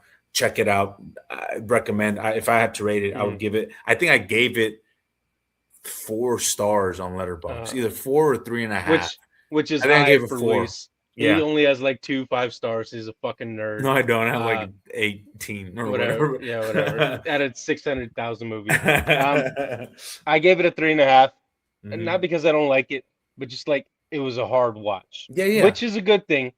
I think it's meant to be. Yeah. But I'm not buying this bitch on Blu-ray. That's so funny. I had a fucking blast watching it. I was like, this is so fun. And the fact that you're like, that was so uncomfortable, I think is so kind of like incredible. Not only like for our like a personal tastes, but just kind of like the movie itself, right? You're like, I feel weird. And I was just like, this is incredible. You know, it's just kind of like, I'm like, I felt squeamish.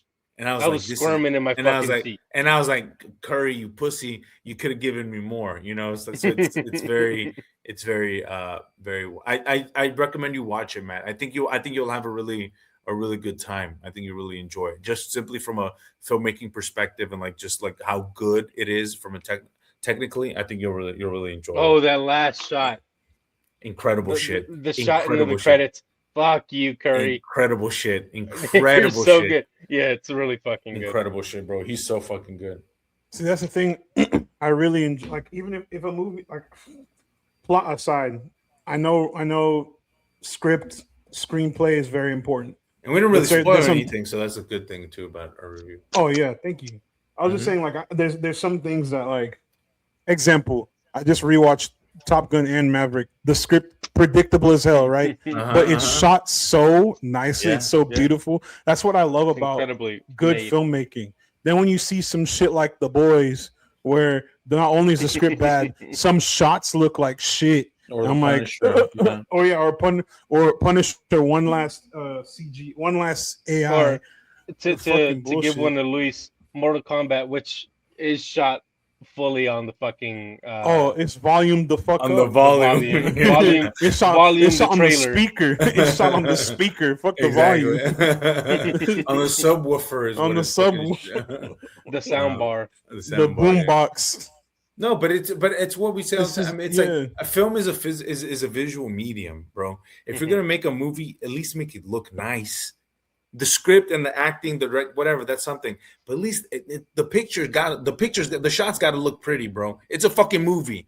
We're visually engaging with this with a visual medium. Why are you giving me something that looks like dog shit? I'm already checked out. And then the writing is bad and the acting is bad. And you can't I got direct him to save your started. fucking I got head. him started. It's like, but yeah, no. But I think you should check it out, man. I think you'd really like it. I will be adding it into my movie slot this weekend. We're watching like watch. 4 I different know. films Me and this weekend. Taylor was Of like, those we gotta 4, go. Taylor was like, we gotta go watch some movies this weekend. I was like, oh, girl, Trust I got me. it. Trust. Yeah. I got hella shit lined He up. said, I got a checklist. Trust. We got some shit lined up, baby. we were leaving Cinemark earlier, and I was like, babe, we gotta watch this, and this week. I said we got nothing. I but love movies to boosters. watch. We got nothing but movies to watch.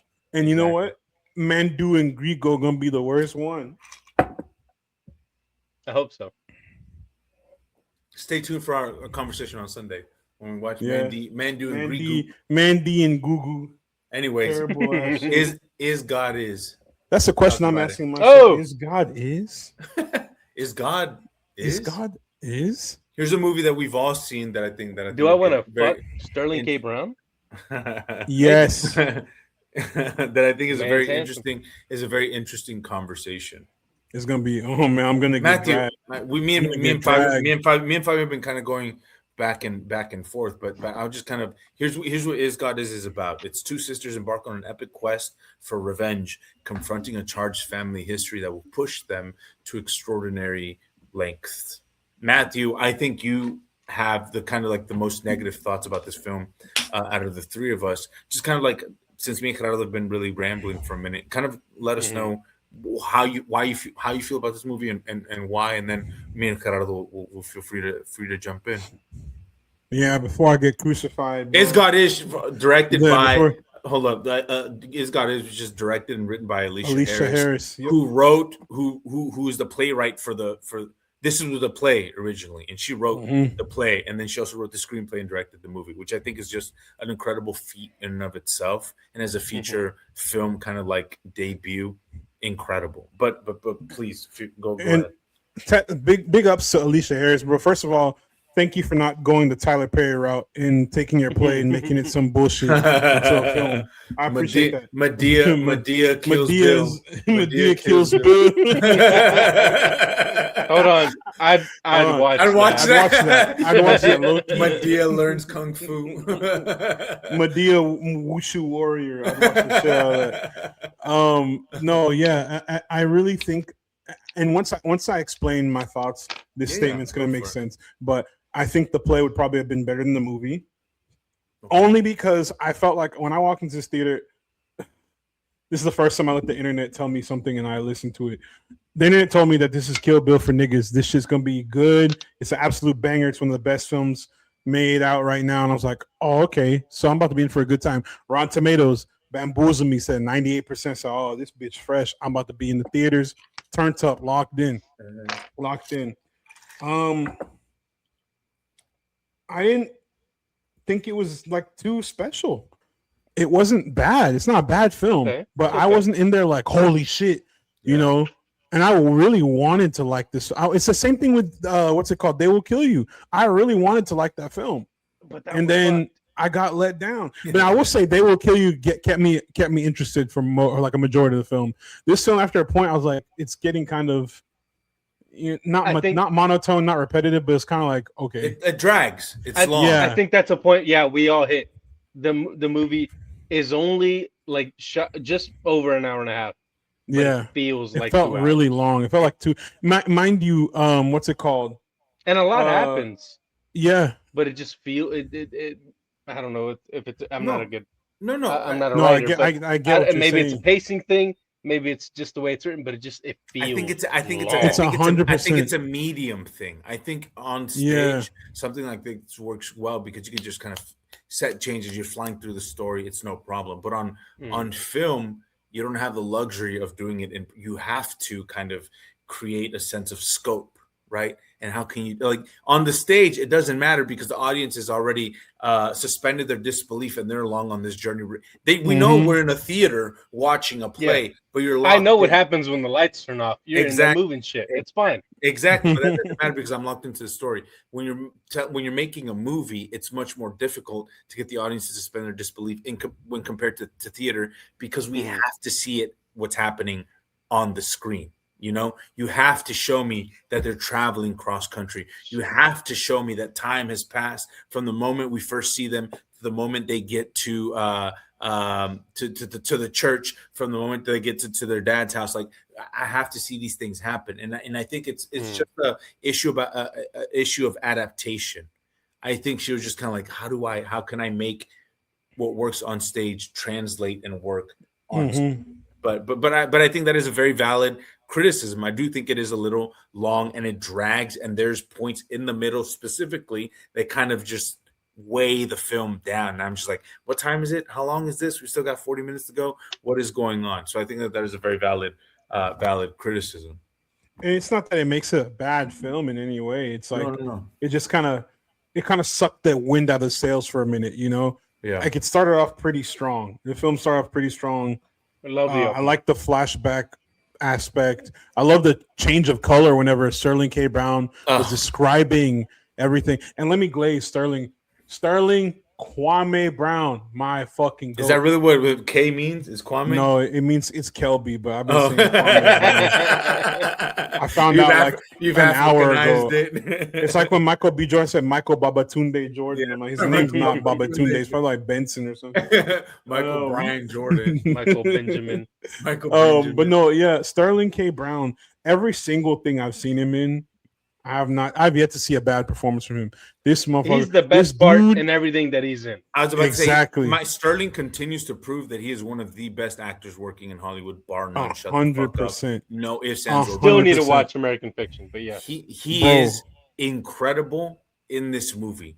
And I think, and Sterling K. Brown, a guy who got famous doing This Is Us, a happy kind of kind, very sweet soul, and a lot of the stuff emotional that he's done ever since then, very emotional, has kind of like played off of that. Kind of the this DJ is Maxx the TV. Exactly. This is kind of a complete left turn for him. And usually that doesn't work for actors, but Sterling is so magnetic, so charismatic, and so incredible electric that it and his works. delivery. His delivery was crazy, bro. He's incredible. I think He plays this performance made me disgusting human being. Oh, vile. Yeah. Vile. And I wrote a review for Terrifier 3 a long time ago when it was like when I said every time Art showed up, I was like a child who loves his deadbeat father. I'm like, oh my god, he's here, yes. Like that's how I felt when Sterling K. Brown showed up. I was like, yes, he's horrible. His character is a piece of shit, but fuck, he sells it so good, well. Dude. That's his power. He even had you like. Are we spoiling it all? Yeah, we can. I mean, Yeah, like spoiler. Like at the very end of the movie, like the last act, where he's like explaining stuff, and you're like, wait, do I believe him? Is that really what happened? It starts to like, you're like, holy shit. And then and then he says, "Dog, bitch," and smacks his. I was like, wait, no, fuck, no, he is bad. Nah, he's a piece evil. of shit. You're like, he's evil. Yeah. He's evil. He's the worst. And you know, I think And how he only feels bad that one of his sons died. Crazy. Two things about Sterling's performance. One, it's making me rethink Black Panther hard because I'm like, bro, now we should have had What a waste. like, yeah, we should have had more of Njobu. He should have been Killmonger, dude. Are you kidding me? We should have had more Njobu in explaining his backstory. Two, it makes me mad as fuck about Invincible because what the hell? this guy is insane. He's cooking, and we have this another Amazon show, mind you. Boo boo, boo boo. That's not his Boo Boo fault. Caca. That's the show itself. The little PNGs moving around. Yeah, he's But he's Sterling always good in it. is a phenomenal. He's a force, bro. He's a force within the acting world, and I am so happy to be able to be on the planet at the same time as Sterling K. Brown, Sterling Kwame Brown, my goat. His character is literally called the Monster. That's what they describe him as in this movie. And he's literally in the credits, like he's literally a fucking monster. He's diabolical. He's evil. He's destroyed multiple homes or multiple families. Like this nigga is an abysmal motherfucker. Terrible. And like once he finally shows up on screen, you're like, holy shit. He trying to convince me a little bit. I'm like, oh shit. But like you said, once he snapped and said, dog, bitch, start doing this, I was like, nah, hold on.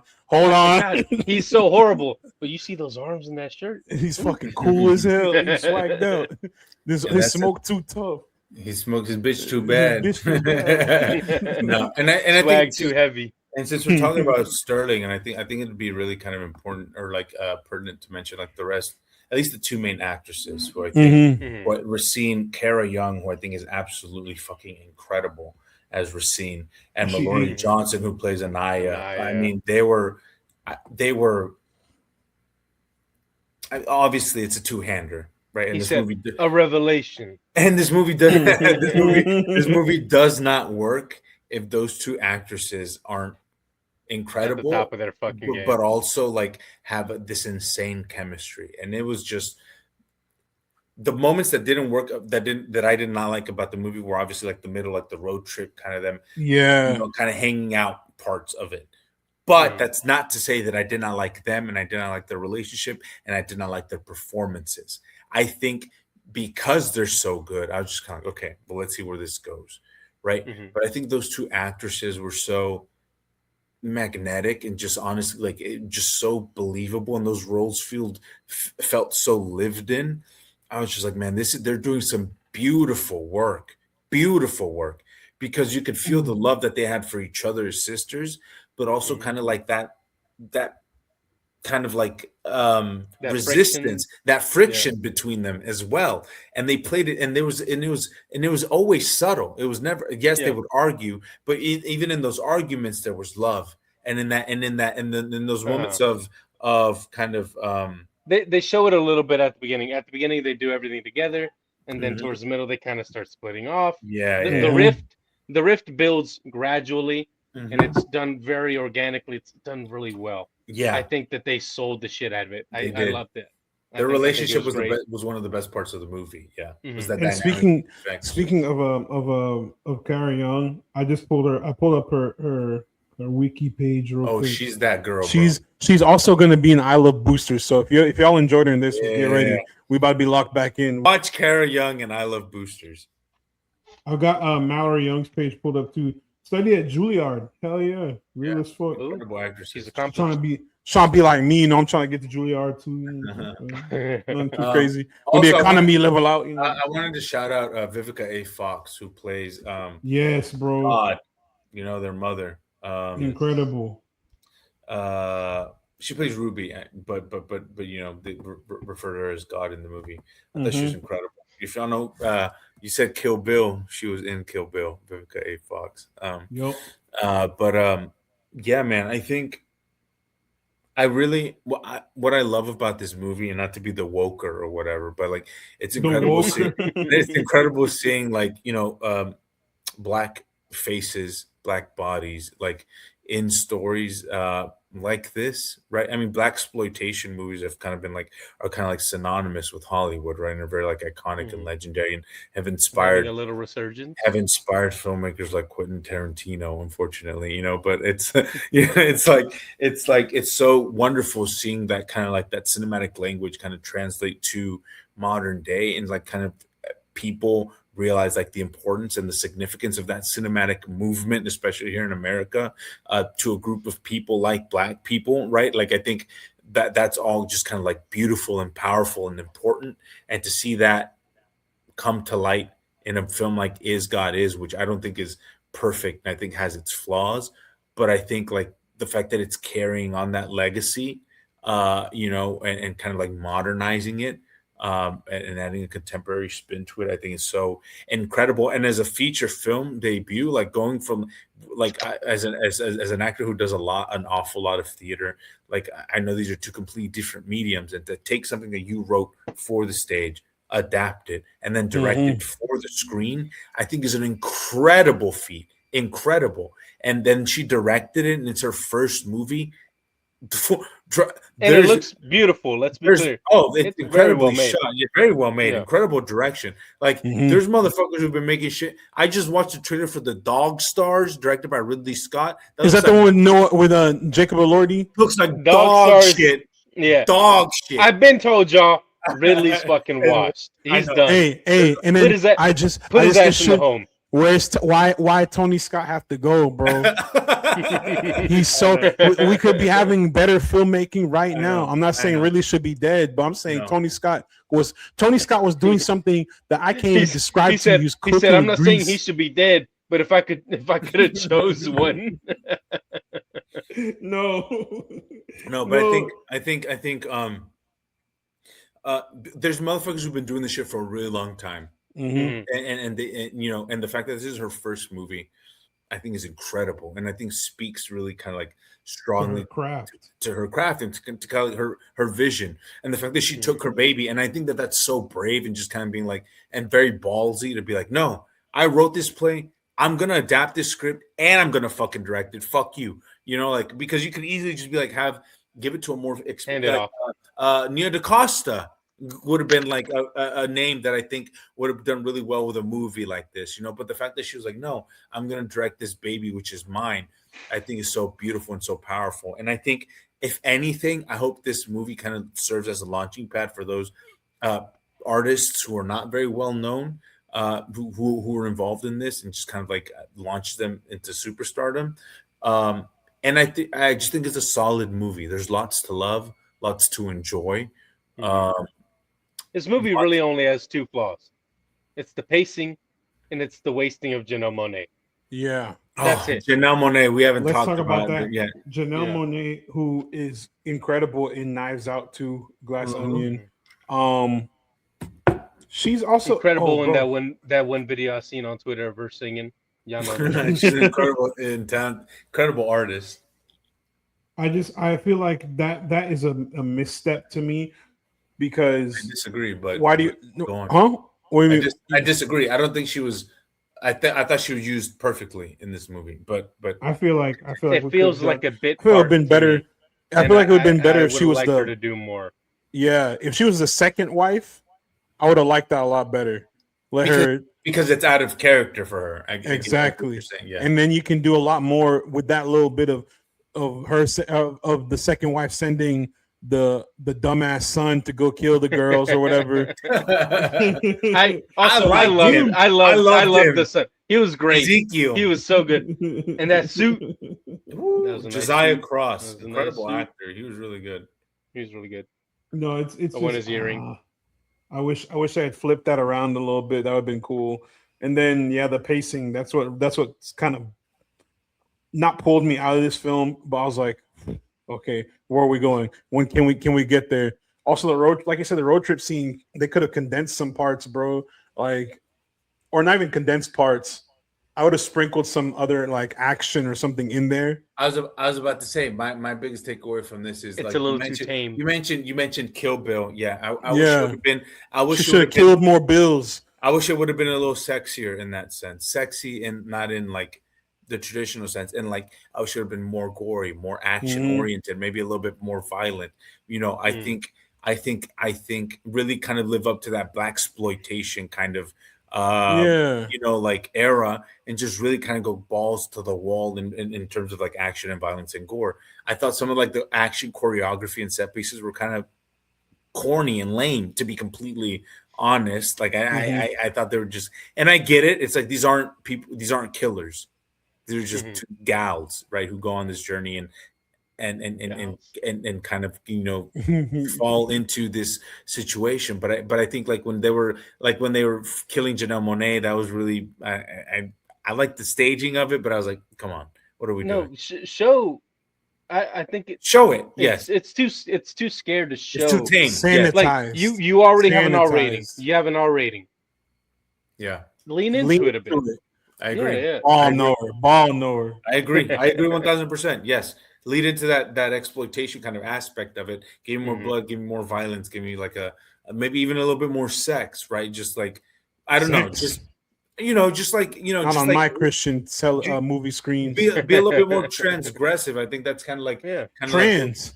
I think that's kind of like what this genre kind of like really like and ultimately it's it thrives on, yes, but just give me a little bit more of that. But ultimately I thought it was a good movie. One of my favorites of the year, actually. I thought the more and more I think about it, the more I'm just kind of like, yeah, that was a good time. I enjoyed it. This is a movie I want to rewatch. Love Obsession. It's awesome. Not rewatching it. This I would rewatch. I want to watch it, and I want to notice more. I want to see more. I want to dissect the performances. I think this is a great movie, and I think we all wholeheartedly, maybe not Matt, but we all suggest you watch this movie in theaters. It's I don't think you will regret it. Before we kind of wrap up and stop Watch it in talking about it, theaters. I'm very curious to hear like what else you kind of like it didn't work for you, man. I know you said the pacing and the length, but like just kind of like what was it about it that you didn't connect? Because like again, not to be the woker, I think there is something kind of like really interesting about like you being a black man who like loves this stuff, who is kind of like involved in this stuff, like also like in a sense like what was it exactly about this film who you would think like you're the perfect like audience for, like what was it about it that you were just kind of like resistant about it? I think also Ryan Coogler has spoiled me, man. My bar is too fucking high now. My bar is too high. Between Sinners, Fruitvale, Creed, like, and that's an unfair. Comparison. One filmmaker does not black cinema. I'm saying that's an unfair comparison. That's a very unfair comparison. Dude, John Singleton. I can keep going. Like there's two. The GOAT. There's like I'm saying Spike Lee, bro. I'm telling you, there's too many people that I can drop. There's too many people I can drop. Bro, Anton Fuqua with Training Day. My fault, King. King. And your shit, Michael. Your favorite movie of the year. Who's the guy who directed those Mandalorian episodes? We don't know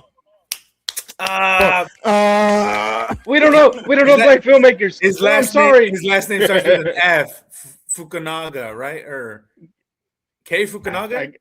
I don't know, but I like him. He's awesome. I know. Also, the guy who directed Moonlight, Barry Jenkins. Barry Jenkins, yeah, come on. Barry Jenkins. Yeah. That's what I'm saying. It's not the man who directed Mufasa.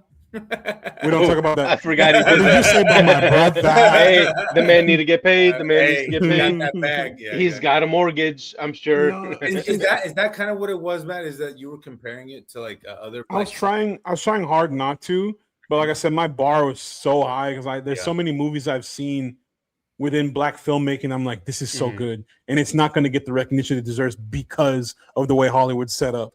And I was like, I needed this to be. Holy fuck! I left this theater. I was like, this is so fucking good. I agreed with this because when I saw what was his name, Chuck Berry, Chuck something, the lawyer. I was like, oh, we're getting into camp. That was Bubba. That was Bubba from what's it called? From Forrest Gump. Yeah. I was like, we're getting into camp. It's gonna be a cool action scene. No, it's just they hit him like twice, and he tells them what they want. And I think this movie would have benefited from the "they will kill you" aspect, the choreo, the violence. This movie needs a little bit more of that. If it had just a little bit more, I think it would be a much better movie. Yeah, absolutely. I think you brought up a great point, Matthew. I think you said, "Fuck," I lost my train of thought. Just continue speaking until I catch it again. Oh, just needing it to be like really like yes, needing it to be really, really, really, really good. And I think that's the problem, and that's a societal issue at large. Yeah, is that black people in general, but let's generalize it to black filmmakers need to be and black artists need to be incredibly exceptional. We have to be at what twice they as do, good. exceptional in what they do in order for something to be considered a success. And that is a problem. Like, I think that this film can exist and make hopefully its budget back and then some, and then that be perfectly okay, and people be like, Alicia Harris is a success, and I'm excited to see what she's going to do in the future, right? Like, but the fact that you felt black folks can't make a movie and it be fine, and then it propels them into stardom like a white filmmaker can. Exactly. Black people are not allotted the opportunity to be mediocre, right? Or the opportunity, multiple. Look at Eli Roth. I was about to say he makes dog shit. People love him in the horror scene. He made one good movie, Hostel, the first one, and now he's a household name to every horror fan. And he doesn't make good movies. No, he doesn't. He hasn't made a good movie in 15 years, brother. Close to 20. Shit. Close to 20. Yeah. This man is washed, but he keeps getting paychecks and he keeps getting a direct. Why? You know why? Or Luis's favorite director of all time, Peyton Reed, getting to helm 3 Ant-Man films. He's in director jail. My new op is Sean Levy. That's my new target. Sean Levy does make dog shit, and he looks like a Whoville character. Someone get him. He looks like get him. He looks like evil, slightly eviler Joel Osteen. Exactly. No, yeah, it's like people can make. You think about it. How many directors have made, have a good film, they make a completely mediocre piece of shit, and they still have jobs? Ridley Scott. Sure. Yeah. I mean, hasn't had a good movie since 2000. In 2016. Glad you're out of your fucking mind, bro. What else did he make? That was good? Covenant is all right. Covenant. Prometheus bangs. Prometheus rips. Prometheus is pretty good. But other than that, my bad. Hasn't had a good movie in 11 years. 15 years, yeah. Instead of 20, 15. Yeah. No, but yeah. It's not his fault. Let Peepaw go to bed, bro. He's making all these movies. It's not that I'm expecting them to be a certain level. It's just I don't need them to be a level that is. I hate using this phrasing. Acceptable to the public to be considered. That's why Sinners was such a cultural shift. Not just for black filmmaking, but for filmmaking in general. Everyone's like, "Holy fuck, Ryan Coogler!" Because of how racist and fucked up the system is. It's like the black filmmakers that do kind of make it through. Unfortunately, off rip, are fucking hitting the best of the best. Yeah, doing some incredible shit. So the fact that you have something that's probably maybe not absolutely incredible, you're just what's going on? But I think that's good and that's healthy for this. I think that's good for the health of the industry. I think it's honestly incredible that she got the opportunity to do this. I agree. And a studio said, "Yeah, we will let you, the original mind behind the play, adapt it your way, how you want, which we think happened." But I think it's really cool, and maybe it's showing a change in Hollywood. Yeah, the fact that this was even made, I think Mount buys the shit, and then now we get Top Gun 7. On that note, I'm getting a lot of trailers for the American Revolution movies. And dog, I saw a trailer for young George Washington, bro. Yeah, I said, get the fuck out of my face. We're done, dude. We're cooked. The death of art has arrived. That's what's gonna call it. That's Angel Studios, though. So that one we knew it was gonna be bullshit. Yeah, but the problem is they're getting more and more funding, and they're making more and more shit. Embarrassing. We're gonna get God's Not Dead 5. Motherfucker's still not dead. God's Not Dead 6 is God is. Is God is God? Is God God? Dead? Question mark. Is God? Question mark. is. Period. Yeah. Exactly. Subtitle: God is good all the time. All the time, God All is the good. time, God is good. Peace be with you in And the also sequel, with- and also with you. Peace be with you too, and also. Oh man. No, yeah, Ben it's just Shapiro, we need studios to understand that there are so many black creators. Like I am on a I'm on a black what's it called? I'm on a black critiquers or black critics huh? page, black critics page on Twitter. And like I just interact with so many people within the industry, and they're always reviewing all these movies and talking. It's just so cool seeing all these folks. Bro, Matthew A. Cherry, incredibly talented director. I interact with him daily. He's having to crowdfund some of his work. I'm like, this guy he's an Oscar nominated by the way. film. Yeah, he's an Oscar nominated filmmaker, and he's having to crowdfund. Oscar They should be winner. giving I think him he a won Best blank Animated checks. Short for Bad Hair. I think he won an Yeah. Oscar that year. So they should be just handing him a check winner. and saying, "Go do you." And I've had the honor of being able to screen Hair Love. It's good stuff. The reason why these folks are not getting the funding that we deserve, and these projects not getting put into the light, is because we're black. That's it. It's a, the complexion is not matching what the Hollywood wants. What Hollywood wants, and that's so unfortunate because there's so many good stories that are not going to get get two told. things can be true at the same time. I think, you could be like, black artists should be getting more opportunities to make films, and then be like, that was not what I wanted nor what I expected, and I wasn't actually that big a fan of it, and that's okay. And they should be allowed to miss. Yes, exactly. They should be allowed to miss. People should be allowed to miss, especially because if we can get white mediocrity, we should allow black people and other people, minorities and people of color, the opportunity to also make stuff that sometimes doesn't work or is not a hit, and that's okay because that's healthy. That's a healthy artistic environment, and that's a healthy kind of like cinematic ecosystem. Exactly. Look at how Kripke has gone from somehow fumbling Supernatural, which started off really, really good, which was honestly one of the best of the CW shows. I don't know. He fumbled that. He was given The Boys chance number 2 or whatever, and he somehow fucked that up. I promise you, he's still gonna have a job after this. If any black filmmaker had been in charge of either of those shows and fucked up, we would not hear their name ever again.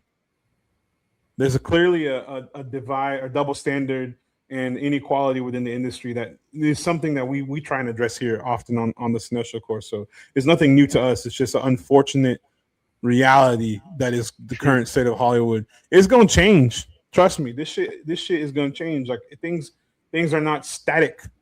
It'll come around and we'll see better films being made. I don't want to see 52 Jumanjis, man. Give me another Sinners, please. I don't need that shit. Give me Sinners. Give me Sinner, 2 Sin, 2 Ers. I don't care. Exactly. Sinaz. Exactly. It's like a Mortal Kombat character. Sinaz. Sindel. Sinaz. Finish you. And speaking of finishing, that is all for our episode. Nice. Today. Oh wait, we didn't do our ratings. Yeah, we didn't do ratings. Damn, I was so close. Is Matt is no, he not. Is Matt is. Rating for this, I gave it a smack dab a 3. No, I almost said 2.5. Sorry, a 3. I was thinking of something earlier. No, this is a 3. I think I gave it the same. Yeah, it's not. At least to me, it's not in 4 territory, only because of the things we mentioned already. But it's still a good film. I could not give it anything lower than 3 and feel like I did that. That's a fair rating. I still had fun. Still had a great time. You already know, like I said, anything Sterling K. Brown is in, I'm involved. I got involved in that. I was locked the fuck in. I was waiting for him to show up. I was like itching. I was like, yeah. When they showed his chin, I was like, I know who that is. I know that nigga. I was so hyped. Then he disappeared for I know those teeth. Yeah, I know that jawline, that mustache structure, or the facial hair.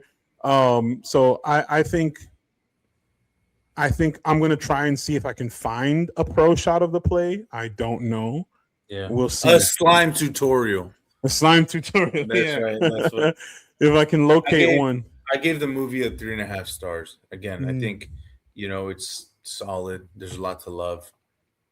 It's not perfect. It was, but I think it was like a good time. Like I there's worse ways to spend an afternoon in the cinema than watching Is God Is. And I think, it's I think it's really exciting kind of for like I said, like I'm really excited to see where these artists' careers take them. Everybody, the actors, the filmmaker.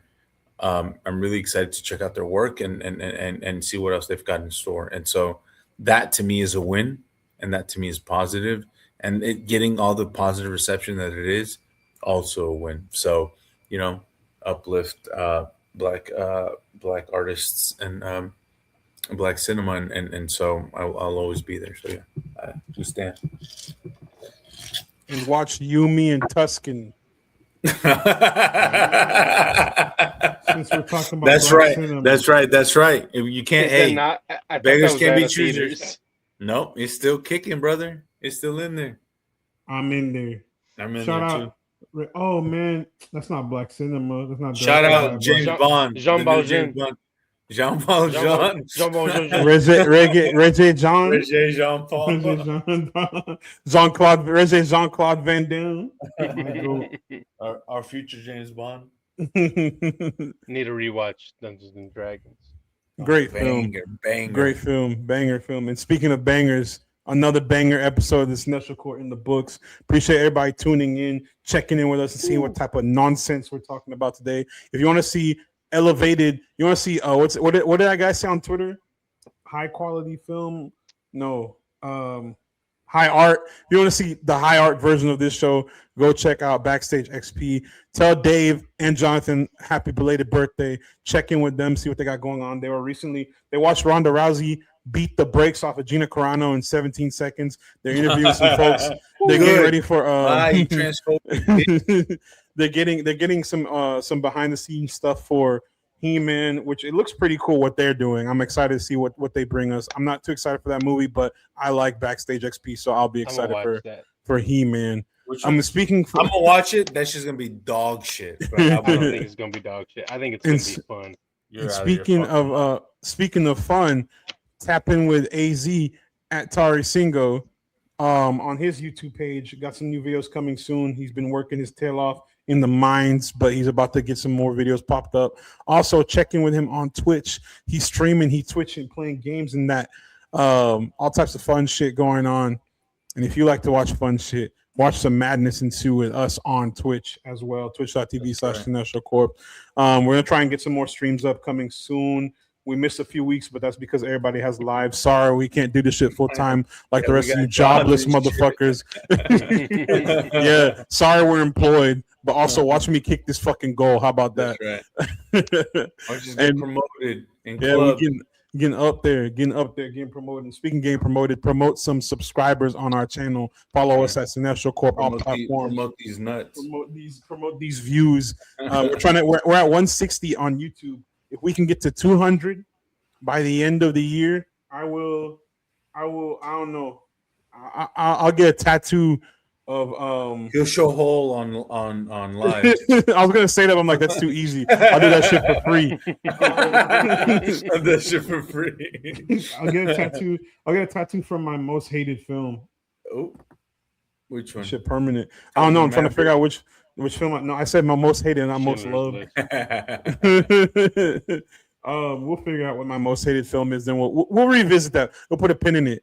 But until then, guys, brush your teeth, floss after every meal. That's right. Watch some real films. Watch some not good films. It don't matter, but enjoy cinema. And we love y'all. We will see you at the movies. Peace.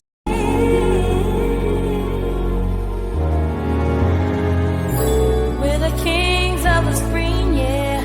Cinestro Core, we're the dream, yeah. New episode Saturday afternoon. We in your ear, that comic book crew. More good it takes what we do.